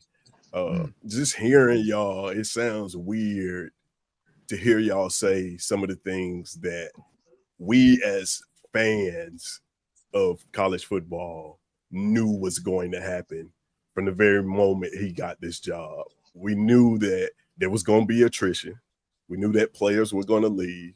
We knew that rosters were going to decimate it. It's just that when we said it, we were hating because we were Auburn fans. And it's like, no, we were saying we've been through this process before. You guys have had the same coach for 17 years, so you don't know what it feels like to have to go through a situation where you lose a coach and then everybody can pick off your roster. So I'm happy you guys were able to retain the players that you're retaining. I will be putting my name in the hat for starting quarterback for you guys' football team next year. I think I have a shot looking at the quarterback room. And that's that. That's it. That's all I got. All right, enough of you, Nick. Go ahead and get yours out of the way. It was a lot of the same that Ted said, man. It looks like y'all are going through a very tough transition, man. That's what it seems like. The outcry from the fan base just seems very porous. I mean, you went 9-4. That's a great season, guys. That's a great season. That's pretty good. It is. But that's hey, and you can say Auburn fans can say that's a great season for Auburn. Hey, we not disagreeing with you. We not at all. This is the thing. But I think I'm gonna say this, man. This looks like a transition for y'all, man. So get ready for a lot of 9 and 8 win seasons at Alabama, unless something drastic just happens, man. I'm just telling you, it's gonna be interesting to see, bro. Because the meltdown that I saw from a couple of people in the Alabama fan base was just. I just sat back and just said, man, like I wasn't expecting it to be this bad. I thought they would be upset, but I didn't know they would be trying to fire the man after the first year. I was like, what? Do y'all know who the locked on guy is at Alabama? What is his name? Do y'all watch him? Luke and Jimmy. Yeah, oh my God. Somebody need to go check on that guy. And Jimmy, somebody go check on him. I mean, I remember one time he started off a locked on section talking about the DeBoer shirt. Talking about where did you get that shirt from? He said that's the shirt that you get in the order when you order something for $99 or more and you get shipping free from Fanatics. He said DeBoer did not need to wear that type of shirt no more on the sideline. I was like, what has the Alabama fan base gotten to? Are we talking about what the coach is wearing on the They've been Sabanized, bro. They're Sabanized. Bingo. Yeah. Thank you. I believe that's all it is. Thank you. I was just waiting on somebody to say it before I said it. Yeah, it's just more. Honest, to be honest, man. It's okay, guys. It's okay. To be honest, I agree with everything you said, except for the 9-4 is okay. That sucks. That sucks. Ain't no way around it. To me, we just look at it from different perspectives. 9-4 suck. It sucks. If you go 9-4 and you're happy about that, you need to go take your temperature. That's terrible. You know what I mean? And I think the reason, let me put into perspective why I say that. Okay. 9-4 is cool if you go lose. And remember, I'm putting this into perspective. I'm not saying this is what I want. If you lose, well, I say 9-3. We'll say regular season, bowl games. Okay. You lose to Georgia, you lose to we'll just say you lose to Ole Miss if we played them, and you lose a dumb game against Vanderbilt, who turned out to be pretty damn good. Okay, all right, cool. I can live with that. I can live with the Vanderbilt game when I watch what Vanderbilt done. When you look at the losses that they did have and how close the losses were, Vanderbilt could easily be 9-3 themselves, very easily. But the loss to come in and lose to Oklahoma the way you did with everything on the That's it. on the line, On the line. that goes strictly to. I hear what you're saying about giving time and all this. Nah, bro, you can't come in with that kind of roster. And Jason is right. It wasn't a Lamborghini. It was more like but you still don't lose to Oklahoma, who was a 5-win team at that time, who didn't have no passing game at that time, and you come in and get your ass whipped. We got lashes put to your asses, right? Nah, bro, you don't lose that. That you don't do that. That was strictly player led, coach. That was bad. That was bad, bro. And it need to be treated like it was bad, right? You don't even start accepting that. You need to have a huge chip on your shoulder. I can even live with the Michigan loss. Michigan is a physical team. It was raining like hell. You went out there, you lost a close game to Michigan. Cool, man. I can live with that. I can live with Vanderbilt. I can live with Tennessee. And I hate Tennessee, right? But to lose to Oklahoma with everything on the line, the way you did, 24-3, and to go out there with that game plan, nah, you deserve to be ridiculed. You deserve everything that you got coming your way. That was a complete and utter failure, right? Offensively, you put your defense in a horrible position, and I think they know that. I think that's the one game that everybody on the staff will agree we dropped the ball on that one. As far as the meltdown, you're right. The Bama fans are, I love our team, but sometimes our fans are utterly ridiculous. But what I'm learning is, and I'm learning this through my Twitter travels. You can't argue with everybody because everybody don't know what they're watching, right? You had people I agree with expressing that. that, Jay. I don't think people understand, and this don't go to the players that played the game. This go to the people that never played. I don't think you understand how difficult it is to play in rain, much less be out there that is raining so damn hard that the TV look foggy. I'm like, why the TV look foggy? That's rain in Exactly. Tampa, and we out there in 5 wide in a shotgun trying to, like, you can't hardly see the ball when it's hiked to you. You out there in 5 wide, bro, trying to throw the ball. You know what I'm saying? There's no excuse for that. It's no excuse for that, man. What did Michigan do? Michigan lined up, didn't matter how many we had in the box, and they just ran the ball. You know why? It's wet, tackle's gonna be missed. Line up and pound it, and that's what you do. You don't go 5 wide in the damn rain like that, man. You know what I'm saying? They playing man. Who are you gonna throw to? You ain't got no hot route. You got 4 verticals and 1 dig or whatever, and you got Jalen dropping back straight back, not rolling the pocket, dropping. What the hell he gonna do but get sacked? You know what I mean? So some of this stuff is 2+2, bro. Right? You got these, and I think this is a learning curve for DeBoer. Nobody's talking about this, but this conference is a learning curve for Kalen DeBoer. That West Coast mentality of throwing the ball on 3rd and 2, brother, you got to get out of that. This is a conference where DBs, they bite on things. These defensive coordinators in this league, they're very aggressive. You got to learn how to use those little toys called running backs. I know in the West Coast, they don't do that a lot, right? I get it. You got a 1,000-yard rusher, right? But you got to learn the league. And this is a learning experience for Kalen DeBoer too, man. And I think it's going to help us with all these pieces that we got coming back this year. It really, really will. I got a question for you. It's a question that I asked Nick yesterday on the pod about Auburn. Where would you rank y'all's roster talent-wise this year? Like, if you were ranking the talent in the SEC this year, where would y'all's roster fall? Just like a range, maybe, or where would you put them? Just pure talent alone. Yeah. You mean Alabama? Yeah, Alabama's roster. Just I don't. What we pure got? talent. 14 teams now. What we got? 14 I would teams. say top 5, but Right. even if Yeah, bro. I definitely say top 5. I definitely say Yeah. top 5. Okay. even, I would. even, I would my definitely fault. say it. Go ahead. Look at the trenches and the linebackers. The secondary kind of thin, but even if you talking about talent, Xavier Brown, Damani Jackson, who got 2 better corners than that for real? For real. Right. Xavier's just a sophomore. When you look at the trenches, Mm-hmm. defensive line, Mm-hmm. Jordan Renard, Tim Keenan, Jeremiah James Smith. Beeman, James Smith. Mm-hmm. Hell yeah, that's top 5. Right. It's a lot of teams don't got that. You're You right. want to talk about edge rushers? Quay Russaw, Noah Carter coming in, and this kid gonna be a problem. Justin Hill coming in. This kid probably gonna be a problem as a freshman. Justin Hill gonna be a Hell problem. yeah, they got top 5 Well, talent. My point Right. is, just like Auburn, Auburn is not as bad as people make it. If you don't have that trigger man, it make everything look worse, right? Yep. True. Auburn's talent, bro. Listen, that team, don't be fooled, man, by that record. Give Auburn a trigger man. Give them just give them a trigger man, bro. Give them the trigger Right. man. Some of those losses wouldn't have been losses. This is a whole fact, Right. man. You give Auburn a So quarterback, it's different. I think that you guys had probably the 3rd most talented roster in the SEC this year. I think you probably got Texas, Georgia, and then Alabama. Mm-hmm. Yeah, I go with that. Right. And the name you name, that makes a case for a Ferrari. Does it? Well, in the national scheme, I don't think so. You have a I think quarterback. Ohio's. You have a quarterback that was a Heisman Trophy candidate coming into the season. He was predicted to be in New York at the beginning of the year. Not only at the beginning of the year, through 5 games. Mm-hmm.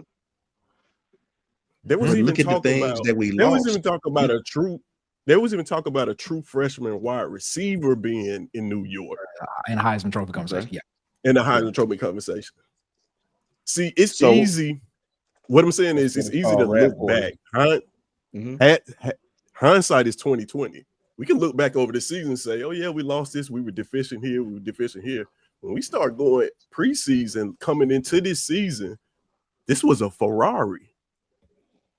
It only wasn't a Ferrari because they didn't perform well. I don't think so. This is why I disagree. Alabama lost 22 players off of that roster that we thought was going to be a Ferrari coming into the season. Every secondary person that you had starting left. Kool-Aid and Terrian went to the league. Jalen Key went to the league. Caleb went Turner.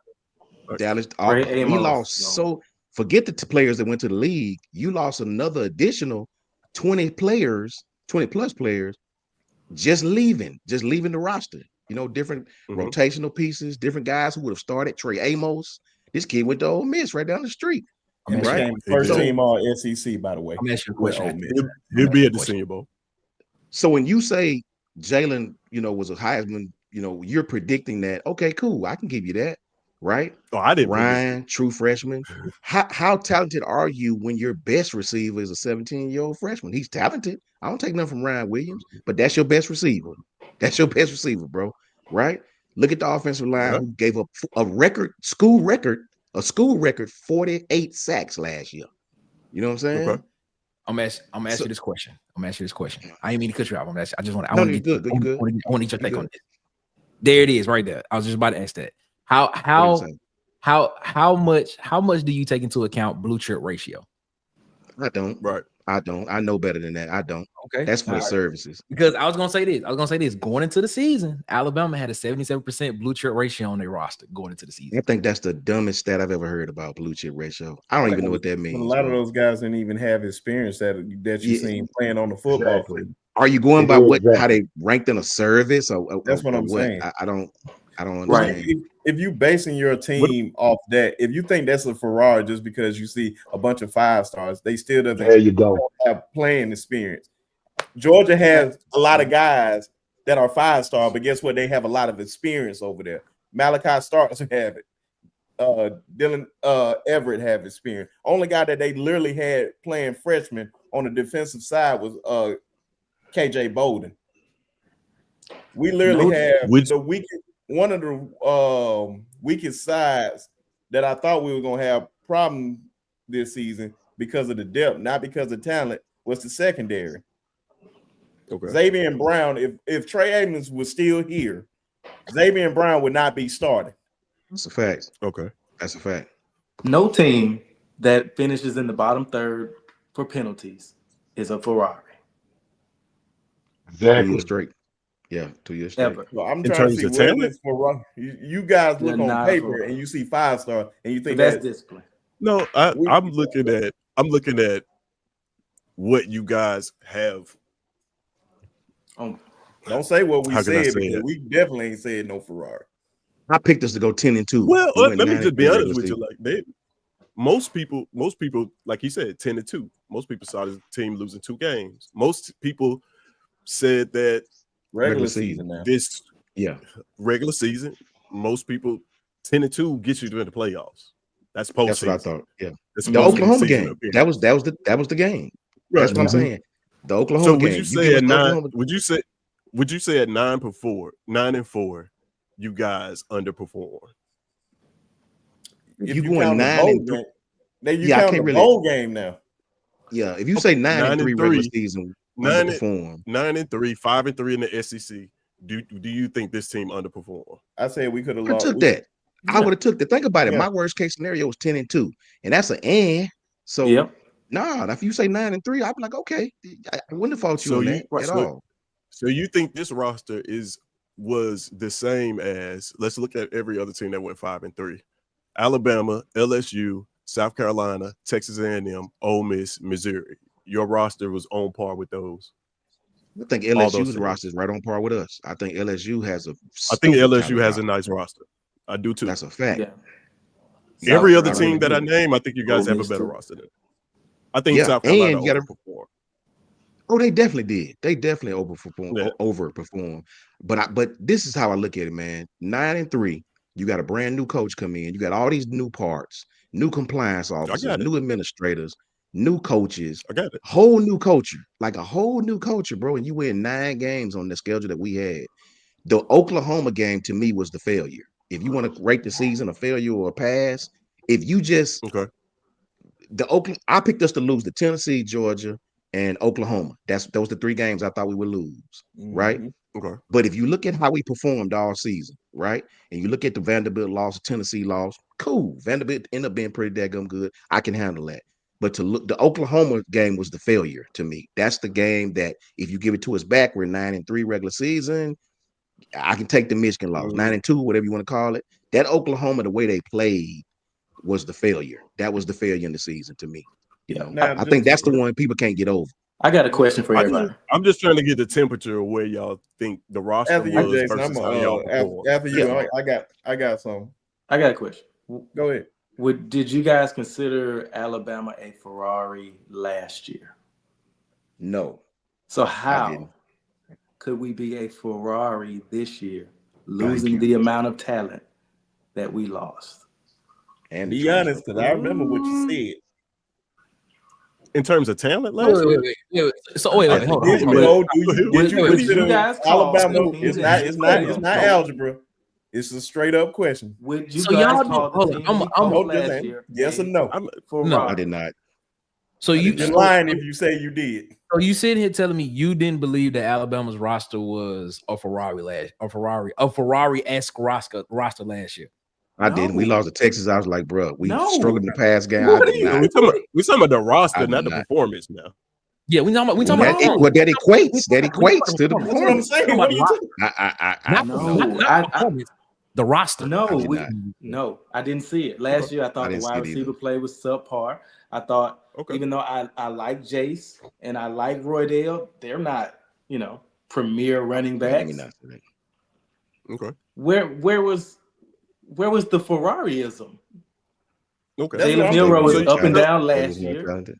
So And you the say it's a que- Camaro. Damn Camaro. It's SS, but it's a Camaro. It's a SS though. Okay. No, I just want to know. So middle that of the wasn't road even the roster is question. what we saying. Did you guys think Alabama. Alabama was a Ferrari? Yes or no? I thought you guys were extremely talented. No. Answer the question Yeah, straight up. Then get in. I thought that team was Yes. very talented. Yes, I'm No, going to say you that. think that's a So, Ferrari? this- It was this- very Talented. I think I thought they was very talented. I did. Talented. I But when think you out of say 14 Ferrari, teams, you mean I think out of 14 supremely teams, talented. When you say I think out of Ferrari, 14 it's, teams- it's supremely talented. It's a listen, I talented think out of roster, 14 yes. teams, But is out of it? 14 teams in the SEC, It wasn't and the then super with elite 100 talent. 130 was it untruths going 133 on teams here. in I'm just gonna just listen, tell you. 133 teams in college, 135 teams. I think there's probably only 5. I think 130 teams would take that roster. I think But there's who would probably you only call it? 5 But schools taking the that would roster like, and it no. being a Ferrari and being a supreme team are two completely different things. What did That's you what I'm consider? Let me saying. ask you a question. What did you consider Ferrari then? You know what? I would say the last time we had a Ferrari was probably 2020. That's a Yeah, Ferrari. Mac Jones and them, yeah, that was a Jalen Ferrari. That's a Wow. Ferrari. 3 Okay. first-round They played picks in at front wide of- receiver. Exactly. Like, what are you talking? We have when they one- played in front of Yeah. 10,000 people again. Come on, man. This is not a Ferrari, my friend. That's okay. This is That's not a We- Ferrari? look, if we don't Look. respect It the doesn't matter Lakers how for their many bubble play. championship, Was we're that not team a gonna Ferrari? You look, got look, Najee look, Harris. we You not Let me got gonna say Matt respect the Jones. team You that got played in the How empty can you stadium. call them a Ferrari? Alabama hadn't had a 1,000-yard receiver since then, bro. Ditto. We ain't had a That's thousand, we ain't even had a 1,000-yard Not one. receiver since That's then. performance, though. I'm talking about in terms of talent. Talent. Yeah, You gotta Like have you the say, blue talent chip to ratio. The talent perform. equates to the performance. That's what I'm saying. Like, what are you guys? This Well, is technically, the it does because Okay, Auburn okay, has talent. all No, year. this is Okay, the- talent, it doesn't. talent, right? It doesn't. Talent. doesn't. Respectfully, Jermaine Burton is not Jalen Waddle. Who else was who was the other receiver we had? I don't even fucking remember. It was Jermaine Burton and Jermaine who? Burton, Bond, Prentice. Jeremiah Isaiah Bond is not Devontae Smith. Bruh, you talking about Jace Ferrari? is not Najee. No, bro. Are you serious? Okay. Bro, how you a Ferrari when I can give you Jalen 14 is No, I'm not not saying Najee. that they better, are. better? If we were a Ferrari, what was Ohio State? What was Georgia? What was Michigan? And what was LSU that year? And I ain't gonna even say LSU with Jaden Daniels. I'll say what I can give. We weren't even Ferrari with Jermaine Burton as your leading receiver. Jermaine Burton Exactly. and Isaiah Bond. Really? That's That's a Ferrari. Maybe. If that's a Ferrari, Maybe. Come on, Maybe. man. If that was a Ferrari, Stop what it. was Devontae Smith, Stop the Jerry cap. Jeudy, and Jalen Waddle? What was them? What if you that's a guys are Ferrari? speaking? What you guys are speaking to right now is development. Honestly, is what you're saying. You're saying because these were all talented I think players so. coming into Alabama. These think aren't so. 3-star players that you're naming. Jermaine None of Burton them. transferred from Georgia because he wasn't do you know performing. He Jermaine wasn't playing. Burton's rating Like, coming in? I have Development. no idea. You know? He was definitely You close know- to a 3-star. Oh, I have no idea what it I is. mean, Yeah, I think he was a 4-star at best, but he definitely wasn't no 5-star. I'm interested to see what the Jermaine wasn't even pertinent at Georgia. That's He what I'm he saying. wasn't. Like, what are we talking about? and that was our number one receiver, Malik Benson.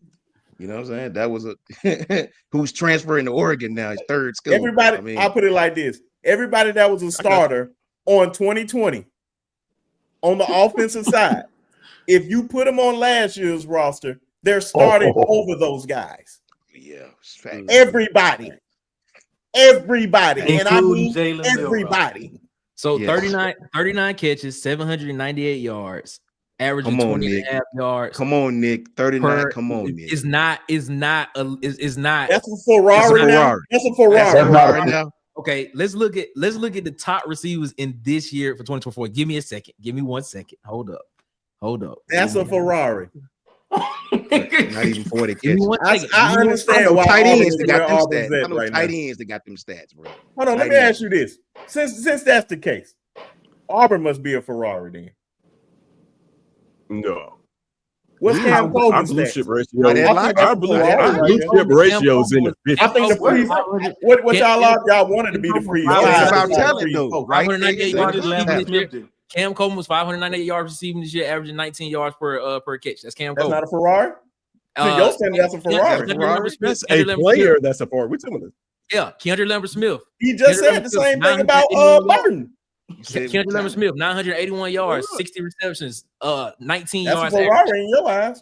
Okay, let's see. Is that a Ferrari? La Ferrari. Let me No, just- you we said talking about talent. players now. Talent. We talking about Talent. overall roster. Malcolm Simmons. Collection of talent. Not I one just said player. that. I just said Ryan- that. And you Ryan Williams is a Ferrari. okay? Question By to you. itself. By your We logic, talking about a is collection. of Jermaine talent. Burton, Isaiah Bond, and who was the third one? Kendrick Law, and Kobe Prentice. Kobe Prentice. That collection of talent, What- is that a Ferrari what year compared to Jerry Jeudy, Devontae Smith, What Jalen Waddle, Jameson Williams, John Mechie? what Kendrick year Law was has 200 yards in that we're 4 talking about? years. That's a Ferrari, bro. All of them first round That's- picks, every last That's one of them, except for performance. Mechie. That's a You Ferrari. guys are You moving. just I said have never seen the goalpost move so much in my You life. just said collective. You said collective group, Like, what right? are you guys talking about I at this mean, it's point? kind of what we should. All expect. three of your receivers were So- first round picks. Both of your running backs were picked high. Najee, all of them were picked high. Hold on. Chase Let me ask you and guys Justin this. Jefferson Are you being on guys the a same Ferrari field at the same on time. paper right now? That's Josh a Jacobs was a Ferrari. first round pick. Well, all the guys Yeah. that's coming in, are you guys a Ferrari? So do you No. guys know how Answer that we- question. Answer this question. Then I'll No, answer yours. I answered it a couple of times. I said no, No. bro. We No, got I'm the talking fifth- about. I'm talking our about blue what chip all the ratio guys is that's coming in. I'm talking about the 2025 class. All that is that a Ferrari? No, we're probably about the 5th, 6th rank. Yeah, we in probably terms of like pure top talent. 6 We're probably in about the 5 or SEC 6 right in now. the SEC. That's Yeah, not- right that now. I doesn't don't think qualify y'all had for the Ferrari. best wide receiver group in the SEC. In the SEC, In SEC, experience, sure. but not in the SEC. We'll start there. in the SEC, I would probably say we got may to have. You think we got the best They may roster? have. Singleton, They may have. Coleman, Lambert. Talent collective group. They may have. Auburn may talent-wise, have. we probably top 2. Probably top. That's a Probably Ferrari, right? So y'all got a Ferrari. Okay. Okay. Eric D. All of those were 4 or 5 stars. So this is what I want to get to. So we gonna take it We back got to a last 5-star year. quarterback coming in. Bro, that list With listen the what I'm saying. No, five-star I'm going like quarterback. y'all logic. He is not about to play though. Let's Dude's let's not take it back Okay, to go ahead. last year. I'm gonna give you. My fault. I'm gonna give you the Go ahead. logic. Let's take it back to last year. This is the 2023 blue chip ratio list. Now I know you guys said Blue that chip. that doesn't matter, but let me tell you what blue chip ratio is. Is it a measure of teams who have signed the most blue chip recruits than none over the last 4 recruiting classes? And it correlates to championships. From 2023 to 2019, you guys are at 90%. That is the most in the country at that time. What's the last year you That said? was What's the last last year. year you said? From 2019 to 2023, you guys signed more blue chip ratio 4 or 5-star Who else is up there? recruits. Georgia is up there. Who else is up there? Ohio State, Who else is up Ferrari. there? Georgia, Who else is Ferrari, up there? Who? Texas A&M, Ferrari underperformed. Exactly. Clemson, That Ferrari, tells you everything you need to know. underperformed. What have they done in LSU. college? It doesn't matter. Them stars do not matter in high school. Exactly. That's what we're trying to tell you, bro. What you speaking to when you bring up all these players that didn't do nothing on the field for Alabama, you're speaking to development and performance, not But the they actual wasn't these talent high that you have on your five-star roster. players that you speaking of. What are you Well, talking listen, about? all I know is Auburn- You guys said Auburn we has are a Ferrari, five-star and then you quarterbacks. guys saying we underperform. You're right. You're right. You're right. What are y'all Y'all had a talking bunch- about at this point? Y'all had a bunch of. You're right. Hey, Y'all had a bunch come of on. 3-star talent for the Hey, last hey, 5 Hold years. on, You're right. hold on. You're What right. are you guys Auburn pointing? has 2 You're not making more 5-star points. quarterbacks Yeah, on I'm their trying- roster. Right? Hold up. I need to ask. Can I You just know- ask this? Because that's what me and Brinsky and Jackson want to ask. So let me make sure I'm following you. Okay. You're saying that the roster underperformed, right? I guess that's what you're saying. Well, I don't know what underperform is. If you're saying that 9-4 is not satisfactory for you, then yeah, underperform. If you're saying that 9-4 is what you thought this roster would be, then okay. But what I'm saying is the blue chip ratio correlates to championships. Majority of the time, the teams that are in the top 3 win championships or compete. Alabama has won 6 in 15, 16 years. What you I got talking you. about? We hadn't been in the national championship in the last 4 years? Four Maybe? So, What so year? let me say. So this We're is what I'm right saying. there. This is how Hunt. we That's got here. This is how we If arrived we- here. if we're based it off didn't- that. No. We If it's based arrived off here. championships, there's not another team outside of Alabama and Georgia that win enough to even measure that. If it's based off You're right. championships. You're right, but how we got here is we're talking about Kalen DeBoer's season last year. We're not talking about what happened 10, 15 years ago. Okay, so what I'm looking at following is I'm looking at you guys in 2023 were the top in terms of blue chip ratio. You guys were the number one team. 2024, I guarantee you guys probably were up there too. Let's take a look at it. No, easy to find out. What does that have to do with the play on the field? It correlates to championships because talent helps you win championships. That's what. How many Ohio State is up there? Ohio State is up there. How many has Ohio? When was Ohio State last national championship? When was Texas A&M last national championship? Texas, Ohio State. Who else is on that list? That's why I said keep naming them. But that's what he's trying to let you know that based on the talent that was brought in. Like you're making my point. You're yelling, but you're making my point. Listen, that's fine. I want to get clarification. I want to get clarification. What do you consider a decent season at Alabama? It's not a decent season at Alabama. Are you upset at that?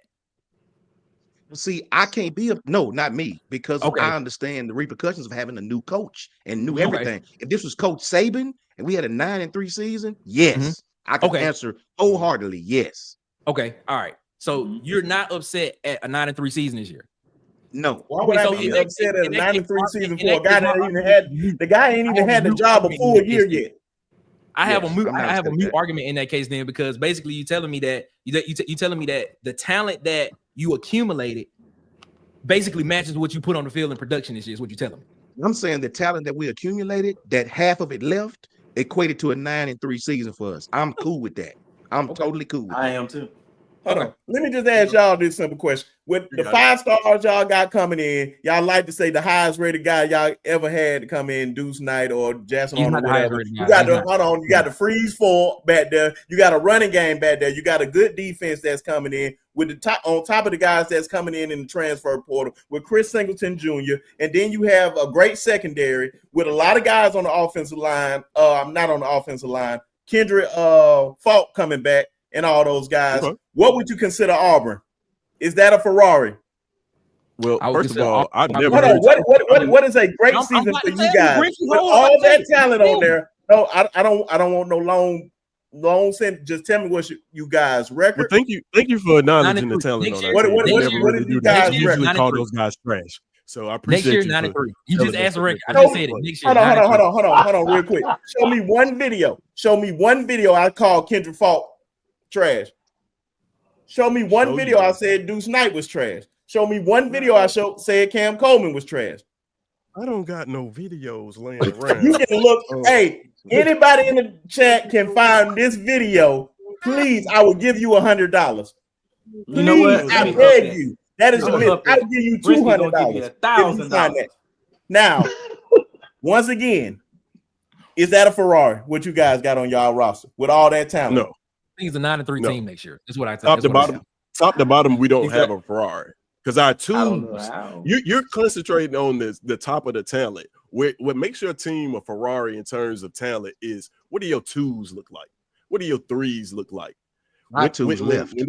We don't have. There are no twos anymore. There are no twos and threes in college football. Yet y'all came, even with them leaving, y'all came in second at 88%. You see what I'm saying? And that equates to what? What does that equate to? Even with what is your point? I'm trying to see what he's saying. My point is, y'all have a very talented team, a very talented football team that 130 other teams would be happy to have that roster. And what y'all are sitting here and saying is, oh, we just got a middle of the road roster because everybody left and they not experienced. I never said we had a middle of the road roster. Not middle of the road. I never said that. I never said that. That's why I'm like, y'all just keep putting words in people's mouth. Y'all act like a Camaro. Does experience matter? Yes or no? Does experience matter? Yes or no? Bro, are we? No. Do experience matter? Yes or no? Yes. Okay then. So what are we talking about? So you telling me we just throw out freshmen out there, freshmen and sophomore, and we just supposed to be Alabama of old? I don't These know. same players that you guys are talking about would not be playing. We literally just said the whole 2020. If you point out one player on the football field that will start over anybody on that 2020 roster, it's nobody. Landon Dickinson is starting over Parker Bressford. It's literally nobody. It's literally nobody. That tells you everything you Not need at to know. any position. How we're Ferrari, and I guarantee we weren't even top 50 in the country last year on offense, but we're Ferrari. I want to go back to the collective group. You didn't drive like a that Ferrari. we had when I lead okay. I guess Devontae, my fault, Coach, and I'm gonna let you go. I guess Devontae and them was spaceships then. It was like a Ferrari. I guess that's what we got to get spaceship. Damn UFO. It's like a Ferrari with 87 talking about, bro. They were terrible. That receiving core was terrible. Yes, they were. It's like a Ferrari. They overperformed like a mother, bro. That's what. So this is my point. I'll end with this, Ted. I see what you're saying. I see what you, Nick. I understand. What I'm trying to counter you with is Alabama in this year. If we're taking what just happened, I don't really look at the bowl. That's a bowl season. We can count the loss if you want to, but their regular 12 games, they went 9-3. I picked us to go 10-2. Right? Fact. The teams I picked us to lose to, we lost to. I even picked us to lose to Oklahoma. Me, Coach Smook, back when we was all together, we picked those games, right? So to go 9-3, we right on par with kind of what we thought, and we had an opportunity to go 10-2. So when you look at everything that left Alabama, the kids that would have been here, to Brinsky's point, the kids that would have stayed on the roster, the Trey Amoses, all these kids who left and went other places, who playing against us now and playing at all these other schools. If you look at that, maybe we go 10-2. Hell, maybe we go better than that, right? But I'm okay with 9-3 in this coach's first year, right? Now we got a whole bunch of kids that left again, but we still got a whole bunch of kids that came back. So next year, I want better than 9-3. If you go 9-3 again, then I'll be pissed again. This your second year. I'll give you some grace. This your first year, man. You still don't have these players. You still learning them, right? I understand. But you lost me. I'm right here with you. You lost me though when you called Jermaine Burton and them boys Ferraris. Ferrari? No, I didn't call. I didn't call them Ferraris. Y'all putting words in my mouth. I said you said it's a collective group from top to bottom. Yeah, collective group. Like the entire but see, I don't even think there was a Ferrari then with Jermaine Burton them. I don't think it was a Ferrari. Your receiving core is second. You had no they was okay, if you want to say they was okay. 39, if that what you call okay, cool, right? You had no first round picks on those offensive lines. You had no first round picks on the defensive line. I think you had Christian Barmore, who might have been your highest rated. He was like a second round, maybe third round guy who's playing for the New England Patriots right now. I don't know what a Ferrari. If that's what you're calling a Ferrari, I'd love to know what you call a 2020 team. Where were they rated coming in? But see, I don't hold value with that. If that's the case, what are we talking? If that's the case, Tez, where they're coming in means everything, then Texas A&M should be winning championship. Texas should be winning championship. Because Texas A&M has Auburn because they have a development problem. Yes. Auburn, or not Auburn, but that's the reason, Ohio State. Why Jimbo's not there no more. 76. Ohio, right. Okay, he's literally fired the coach. Cool. I guess Ohio State has a development. What about Ohio problem. State? They should have 7 national championships in a row. If that's the case, if it's about talent coming in. But those guys are just balling in the NFL. But they got a development problem. We competing for it, Tez. We competing for it every year. When we're not in it, the world is in an uproar. Balance competing for it every season. We just was in the playoffs last year, Tez. Okay, we missed 1 year. Now we fall off the cliff. You know, this year, of course, we had. It goes back to my point.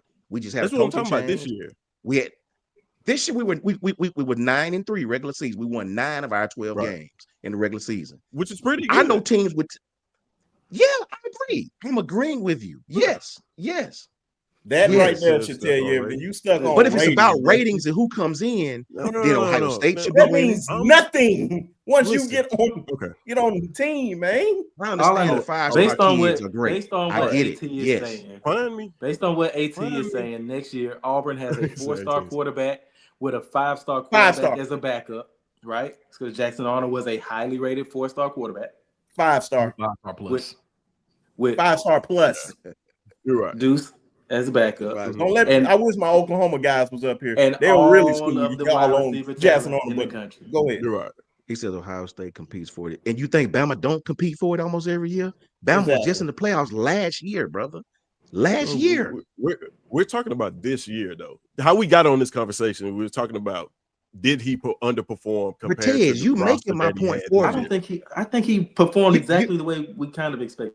Yeah, with Okay. all the losses we had, Tez, to still win Saban- 9 games and be on the Yeah. It's smidge of pretty the good. cusp of the 14 playoffs. Like I'm Nick not- Saban didn't no, do us it's any favors. success. Listen, a lot of the pushback that y'all got came from Alabama people. We started this by talking Yeah, about the dude from yes. Lockdown I Auburn. mean, I agree.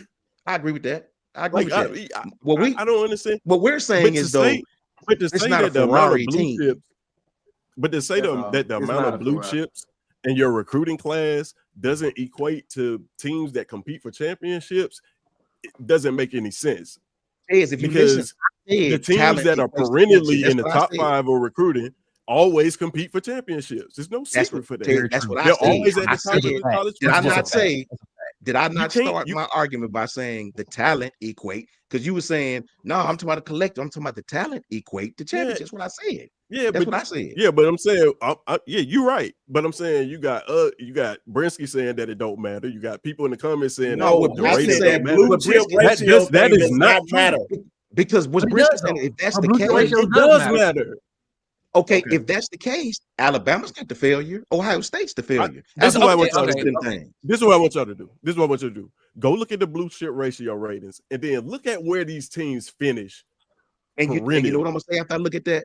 You know what I'm gonna say after I look And at you're that? going to see the same teams over and over again. You're not No, going you to see won't. No, you won't. No, you won't. Let me Yes, tell you you why. are. No, you won't. No, I'm you I'm let me won't. tell you looking why. at them. Let me tell you why. Let me tell you. No, you won't. The same teams that you say, all I see is Alabama, Georgia. Alabama. I don't give a damn about you competing. You just told me that didn't matter. You said this year. Your blue chip ratio didn't mean nothing because you ain't won nothing, Ohio State. All I see in the last 4 or 5 years is Bama, Georgia, Clemson, Bama, Clemson. Where your blue chip And guess ratio what? at? All those teams you just named, Ohio State, Bama, Georgia, Clemson, they all at the top of this list. But it don't matter if you That's don't my win. You point. just told me it's It about doesn't matter championship. if You you told me the don't blue chip win. ratio equates to championships. That's what you told me. Where's your championship? What's your blue chip ratio mean? You just came All up right. short, just like we did. Where's your okay. championships? I'm gonna ask this, and Ohio we're gonna State get hadn't off won a this. You're right. championship I'm since gonna ask this, and I'm gonna get off 2014, all bro. this Since because I don't know freshman what year, You're 8 years old. Where's your Preach. blue chip ratio? Well, They ain't won there's a nothing. lot of people. There's a lot of people that didn't win Michigan, the championship because that is you my had point. Thank you. you had Yes, you're you right had about one that, coach Ted. in the SEC for 17 years that kept a lot of people from winning championships. So I give you My that. point is what you just said. There's a lot of teams that ain't winning championships that's in that list. A lot of them, right? Yeah, a lot That of is them my are. point. What you just said, right? But all of them are competitive. All of them are in the Yes. conversation for Thank for you. championships. Yes, Is what I'm yes, saying. sir. So the amount of Alabama blue is chips in you the have on your conversation. roster is directly related to your ability to compete for championships. You have to put 93 octane in your team for it to be able to compete for national championships perennially. And that You still can't supports just my keep point. put 87 in there and then The roster expect to we be at have has allowed the top us of this to be in the list. conversation for this championship every single Every season. single year, which is Even the year proving we're his not in point. it. So much so to where when we're not in it, the world is like, what the hell? Bama, that effect is Bama has on So everybody. are y'all This is doing a that fact. with no talent? Is what I'm asking. Right, we have plenty of talent. That's But my when you point. call it a no, you call it a Ferrari, It's bro. like you No, keep saying. Here's what keeps but happening. Tez, You keep who saying said we didn't have talent? Who said we didn't have talent? you're basically making a case No, for it. You Ted, just said stop it. Stop What? it, Ted. Now Stop you're it, lying. Ted. Now you're lying. Stop it, Ted. Nobody said No. that one time. Nobody said that, bro. No. What I Okay, said, you're Ted, right. is if you're calling Jermaine Burton and Collective a Ferrari, I have to disagree with you about that. Them boys Okay. was no Ferrari. The Ferrari left 2 years before them. That was the Ferrari. 3 first Okay. rounders, 3 top 15 picks. That was the Ferrari, bro. Your quarterback was a first rounder. Both your receivers all 3 of them was eventually a first rounder, right? Your running back was a first rounder. You had a first round left tackle, a first round Jedrick Wills. That was the Ferrari who went undefeated and put lashes on everybody's asses. That was your Ferrari. Jermaine That was a Burton, great performance. Isaiah Bond, Kendrick Law. No, bro. They No, performed that's well. a spaceship. Coach Sean. Roy Dale Williams. Come on. They performed Ed. well. That's a No. spaceship. He want us to be a spaceship. No, they was good, solid talent, man. That's that was good, solid talent. I'm gonna ask That's this, all and I we're say. gonna end this show because I don't know where this nonsense came from. But I follow you though. But- I understand. Oh no. But I did. No, I got but, it. Okay. Just real quick. Real quick. I It's my 20 fault. 2024, we don't know, right? Because we haven't got to the end of it, right? I just want to read this real quick. Go ahead. 2024, we haven't got to the end of it right now. So you got Ohio State's blue chip ratio at a 90. Alabama is 88, Georgia 80, Texas A&M 79. We haven't got to the end. We don't know who's gonna win the championship, right? All right. To your point, Coach Sean, 2023, Michigan won it all. They had a 54% mark, so they were very low on the blue chip ratio scale. But you know what they did have? Seniors. But 18 of them. But listen, 2022, Georgia took on the title in dominant 77% ratio. 2021, Georgia had 80% blue chip ratio, won it all, beating the number one team in Alabama in the title game. 2020, Bama had a 84% blue chip ratio and won it all. 2019, LSU won it. They didn't have that. They had a 64% blue chip ratio. So what I'm saying is usually the teams that are at the top of that list compete or win a national championship. That's all I'm saying. Then we both That's agree. all I'm saying. And then what agree. y'all are saying is like, oh, that's not true because that don't matter Nah, we because didn't say that. Jermaine Burton's not a Ferrari. No. He's not. Look, Nick Hey, is laughing because can I ask? That's not what we Tez, said. let me ask you a question right quick. Go back to when you said that Georgia won it all. Didn't you say Georgia won it 2 years in a row, right? It did. Yeah, with a 77% All right. blue chip ratio and an 77%. 80% blue chip ratio. Okay. Let's talk about that first when they beat Bama that first time, right? What What happened? year was in 2021? It's only been 1 year. That year that Mechie and J-Mo went down. Mm-hmm. Remember that? What happened in the SEC? What happened in the SEC championship game? The Ferrari showed up. Georgia couldn't even get themselves together in that championship game. They had Jalen Carter. I'm talking about the defense, and this was supposed to have been a lights out defense, and Alabama ran all over them. When they got to the championship game, and remember, Mechie got hurt in the SEC championship game. Then J-Mo gets hurt in the national championship game. That's the only way Georgia won it. Okay. We was whipping them just with J-Mo. Here's the thing about that year, 2021, 3 of the 4 college football player teams were blue chip ratio teams. Cincinnati was the first party crasher since 2017. It doesn't happen. If you're not on the top of this list, teams usually don't get to the top of this to even compete for a national championship. Proves what I said. You can't say that list is surefire because Cincinnati made it. Do you see what I'm saying? Since You can't just 2017, say And it's going to be anomalous. And Alabama curb stomped them. But all There's that nothing supposed talent. There's nothing that is 100% factual, bro. Exactly. Like, nothing is 100% Okay, cool. But you're always going to get a Nick, team to overperform. but you guys are just proving my point. Alabama is in the running for this thing every single season, right? Even the transition season until we got our ass with Oklahoma. Then the season went down here, which I just said that. But other than that, Alabama's in this thing every. You just told me. Yeah. You just told me. I wish you could see this list because those. I wish you could see this list because you just. I wish you could see this Listen list to me. because all those times you saying they win it. These teams. 2017, Alabama won it all. Incredible 80% mark blue chip ratio. Yes. 2015, Alabama had a 77% blue chip ratio. You 2012, Alabama won it all. 71% All you're doing is ratio. proving my point is. I said 2011 this conversation. Bama first of his back-to-back titles, also with a all you're doing is 71% proving what mark. I just said. That's You why just I proved don't what I get just what you're said. trying to say. You only do. You Like, bro, do you not proving hear what I just yourself? said, Tez. Alabama is in this thing every year, even this year, until we lost Oklahoma. My point, because they have a great blue chip ratio. They always have the guys. No, they have the no, talent. bro. That's what he's saying. Bro, Well, let me ask this though, Nick. I don't What- understand what's listen. so difficult about what I'm saying. I'm Well, about well, to well, say, I think what- teams they compete for can I national tell in championship. the beginning of And this y'all conversation. saying, No, Can I in tell the you beginning why? of this This is what I'm saying. conversation, I'm saying, listen. in the I'm gonna make it very in the simple. beginning of this No. conversation, I told you Seriously. I was the one saying talent. My exact words were talent equates to you told me, it's a collective. Did you not tell me that? I said that before any of y'all. I said, what you mean? I don't Talent remember equates saying to no championship. talent though. Get him, Oh, Miss Janet. God. That's what I said. That's what I Seven said. of the 11 guys on my defense are Can I just say this? 5 stars, and the But opposing I'll say offense, to that, Nick. only 4 of 11 of them are 5 stars. My Okay. guys are talent-wise by these recruiting services who guys do this. We on both a regular agree. basis Then for we a both job. agree. But If my they- point if that's is, the case, if that that's team your still win. argument, where is I'm gonna Ohio make it- State's championships? That's all I'm asking. Why? Because Ohio Alabama's State in always this thing every year. competing for it. Alabama got That's what he's saying. Ohio He State. said Ohio State competing, lost. always in the conversation. Yeah, Ohio State is State losing to always- teams that are on that list. And Ohio State is That's another every point I just season. made. Ohio That's my State point. is always at the top Exactly. of everybody's list of a team that is going to be in the national You championship. guys are conversation. proving everything I And just said. and their blue chip ratio is always. Yeah. That's what we saying. We saying the talent that they have equates to them competing for national championships every I year. said that It's before the we even same started this all I'm saying. conversation. That's all You I'm told me saying. no, it So- don't. Y'all had a Ferrari. I told you no. We trying didn't to have a say- Ferrari. This is the When I craziest say- thing. If you go This back is to the that craziest 2023 thing to me. team and you look at those guys that were recruited on that 2023 Alabama team, that team was a highly rated team. When has Alabama not had a top 3 recruiting class in the past 7 years?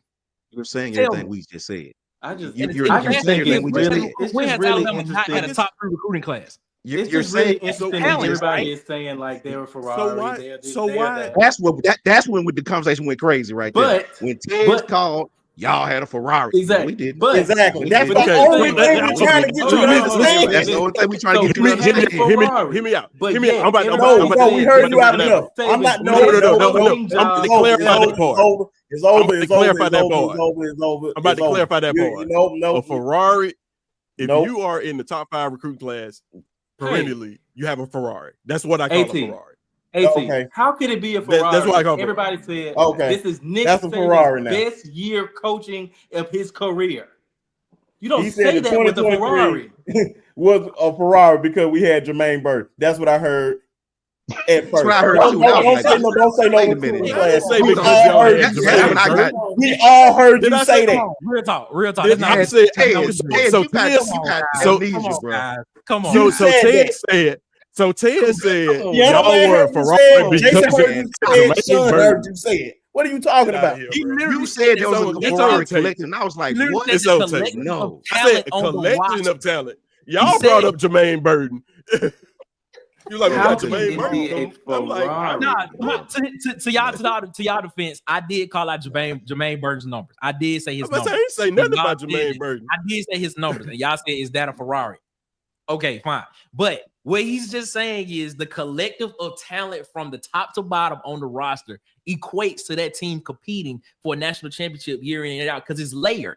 It's layered. If You're you're saying the getting same top thing three- we've been So saying. y'all from the competing beginning. for a national championship next year? I Yes just or no? That's told what you he's saying. Auburn's going We're not 9-3 on this list. No. I'm not. Is Auburn going to be competing for a national championship next year? Yes, that's what Thank you want to hear. Bet. I see. You wanna five hear We're not stars, on this five list. stars, I Fine. just want to let you Auburn know will be that. competing. Auburn will be competing for a national championship. I say it. Go ahead. Just No, it ain't just no. Well, You got a yeah, 5-star just quarterback. You flip got two. It's- You got Wait a two minute. 5-star quarterbacks. You got the freeze 4. You got running backs back there. You got Kevin Falk. You got Antoine Faye. You got Jared Smith coming in. These are 5-star players, I might add. Here's what. So, Hey, in June, let's not go in there. And June- then you got Chris Listen. Singleton Jr., who is the number 1 guy in the Eric, portal, Eric, I Eric, may Eric. add, because I guess the freeze Here's 4 is not doing their job. But they're competing for the national championship. But we're going to end it right there. let me tell him this, Bridge, before we In go. June, I Go think ahead, go ahead, when go this list, I think when the we're saying the 2025 same list, thing, Ted. I Yes, think we we're are. saying Yes, the same yes. thing. we are. Because I hear what you're saying, and I'm Yeah. listening. But what I was saying, what the fellows were saying is, yes, talent do equate to championships. That's what we said. And I was telling you, I think when we got wrong when we He started talking said I'm about stuck on Ferraris. stars. What bro. we're saying is, yes, what you're saying is right. That's why every year, bro, Alabama is right there in this thing, competing every Right. year. And when Alabama's True. not in it, so much so to when we were not in it, the world is in a damn uproar, right? That's what Like they are now. we're agreeing. Like, yes, that I guess blue chip ratio, as you call it, in Alabama's I'm case, just saying. it has allowed us to be competitive every single season to where we're on the cusp of the playoffs or hell go to the playoffs, which is what last year, bro. True. So I'm agreeing with you. I think what we went wrong was when you said y'all have a Ferrari, and I said no, I don't think we have a Ferrari. I don't think that I think roster what this compares boils to a down Ferrari. to is I like think we all got our different definition ideas of Ferrari is just different. That's all it is. Yeah, That's he what want it us to be a is. spaceship. Yeah. Yeah, no, we're a spaceship. I Now, don't know what y'all like. that what my man Brian Thomas said. You are a 0-star or a no-chip player once coming into college until you prove yourself. That's the only thing that matters, and that's how we're gonna end the show. Appreciate everybody supporting the show. I'm gonna make sure I go around this table because these Auburn fans coming up here causing chaos. Don't know what they talking about as usual. And I love it. I got something special for them at the end, but it's all good. As always, appreciate y'all. And I'm gonna make sure everybody shout out their channels and all that going on. Since he came on here last, I'll put him up here first. Man, appreciate you so much for having me, man. We always have a good time when we come over here. It's always a lively debate, man. Water Cooler Talk Podcast, live shows Monday through Friday, 7 p.m. Eastern. It's 7 p.m. Central, 8 p.m. Eastern. We talking Auburn football and news around the SEC, man. So we appreciate you so much, Brinsky. And shout out to Marcus for last night, bro. Everybody, I don't know if y'all saw it, man. Brinsky got a. Oh, was you mad about that, Brinsky? You was just playing. Mad? Oh no, man! I laughed about it. I was just talking. I know you were mad, but nah, man. We appreciate y'all so much, man. Appreciate you for letting us come over here, man. Subscribe, like, share. If you want to hear us talk some Auburn football, yeah, man. We appreciate you. Thank you, man. Thank you. Yo, what up, everybody? Yeah, you can follow me on Twitter at CrowdNoiseJWalk. I got everything that you need over there. Just, hit me up if you need something. We selling puppies, cats, alligators, whatever you need, I got it. And I'm suing Joy Taylor too.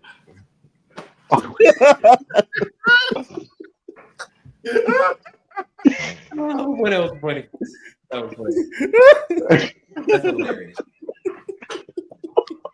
That's hilarious, bro.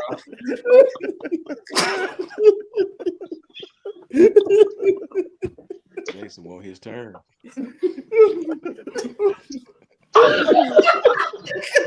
Oh my God. Jason want his turn. I want to spit that. Bro. Oh my God.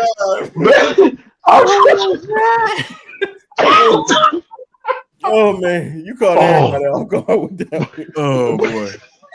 Hey, how much you suing her for? How much you suing her for? About $15 and a couple of Atlanta Dreaming tickets. What are you suing her for? That's what I want to know.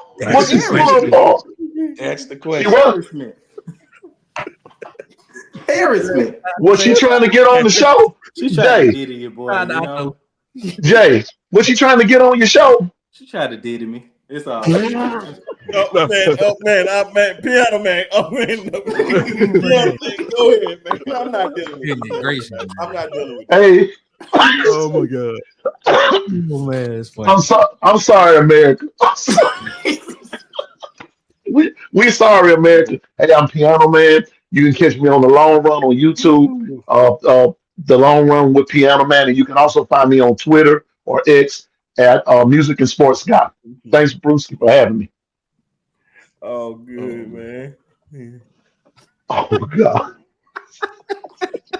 Oh, What's up, Oh, man? my It's goodness. Tez. Proto Imagery, man. You can see it somewhere over there. Boom, protoimagery.com too. You can check me out here. Sharpshooters Podcast. Listen, if y'all want to see debates like this was great. Man, we trying to get to 1,000. Tell a friend, man, to subscribe to the podcast. More of this to come, man. This was fun. Oh God. Shout out to all my brothers, man. I have a good time with my brothers. We go at it, have a good time.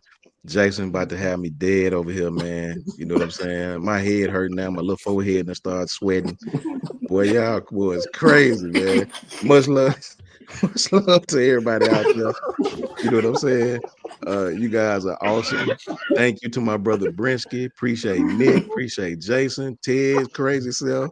You know what I'm saying? Piano man doing our thing. If you need a blue chip ratio list, Ted's got it. Ted's You know got what I'm it. saying? I got He it. got it. I got all You of know them. what I mean? Much love. Tap in with all these guys' channels, man. It's absolutely awesome. We have a good time. We beat up on each other and love on one another all at the same time. You can definitely find me at JMHO Sports Talk. Just my humble opinion. That's on Twitter and YouTube. Corey. And as always,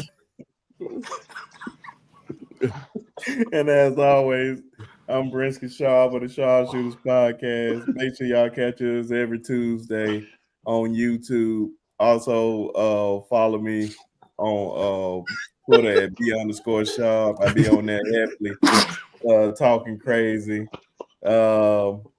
And oh yeah, definitely subscribe to the YouTube channel. Is right there in the comment section. We almost we're 19 subs away, 19 subs away from 700. So it costs $0.00 to subscribe to our channel at the Sharpshooters Podcast. Also, go over there and subscribe to Coach Sean channel. Go over there and subscribe to Nick's channel. Go over there and subscribe to Piano Man's channel. Support. We appreciate all of y'all. And you can definitely catch Jason Ittner self on the Sharpshooters Podcast, as always, causing controversy and may get demonetized because of his controversy talk. And I guess he's still going to sue Joy Taylor and all that. And as always, y'all already know how I feel. They coming over here starting this mess. Y'all already know how I feel. Elton Trees forever and a day. Put on a t-shirt. Rest in peace to the GOAT. Shout out to his children, Alabama and Bear Bryant. I pray to God they doing good in life. Rest in peace to the GOAT. And as always and forever, y'all already know what time it is. And shout out to Miss Janet. And Miss Janet said it for me. Shout out to Miss Janet. Shout out to Janet. Yes. Shout out to Miss Janet, man. F them trees and roll damn tide.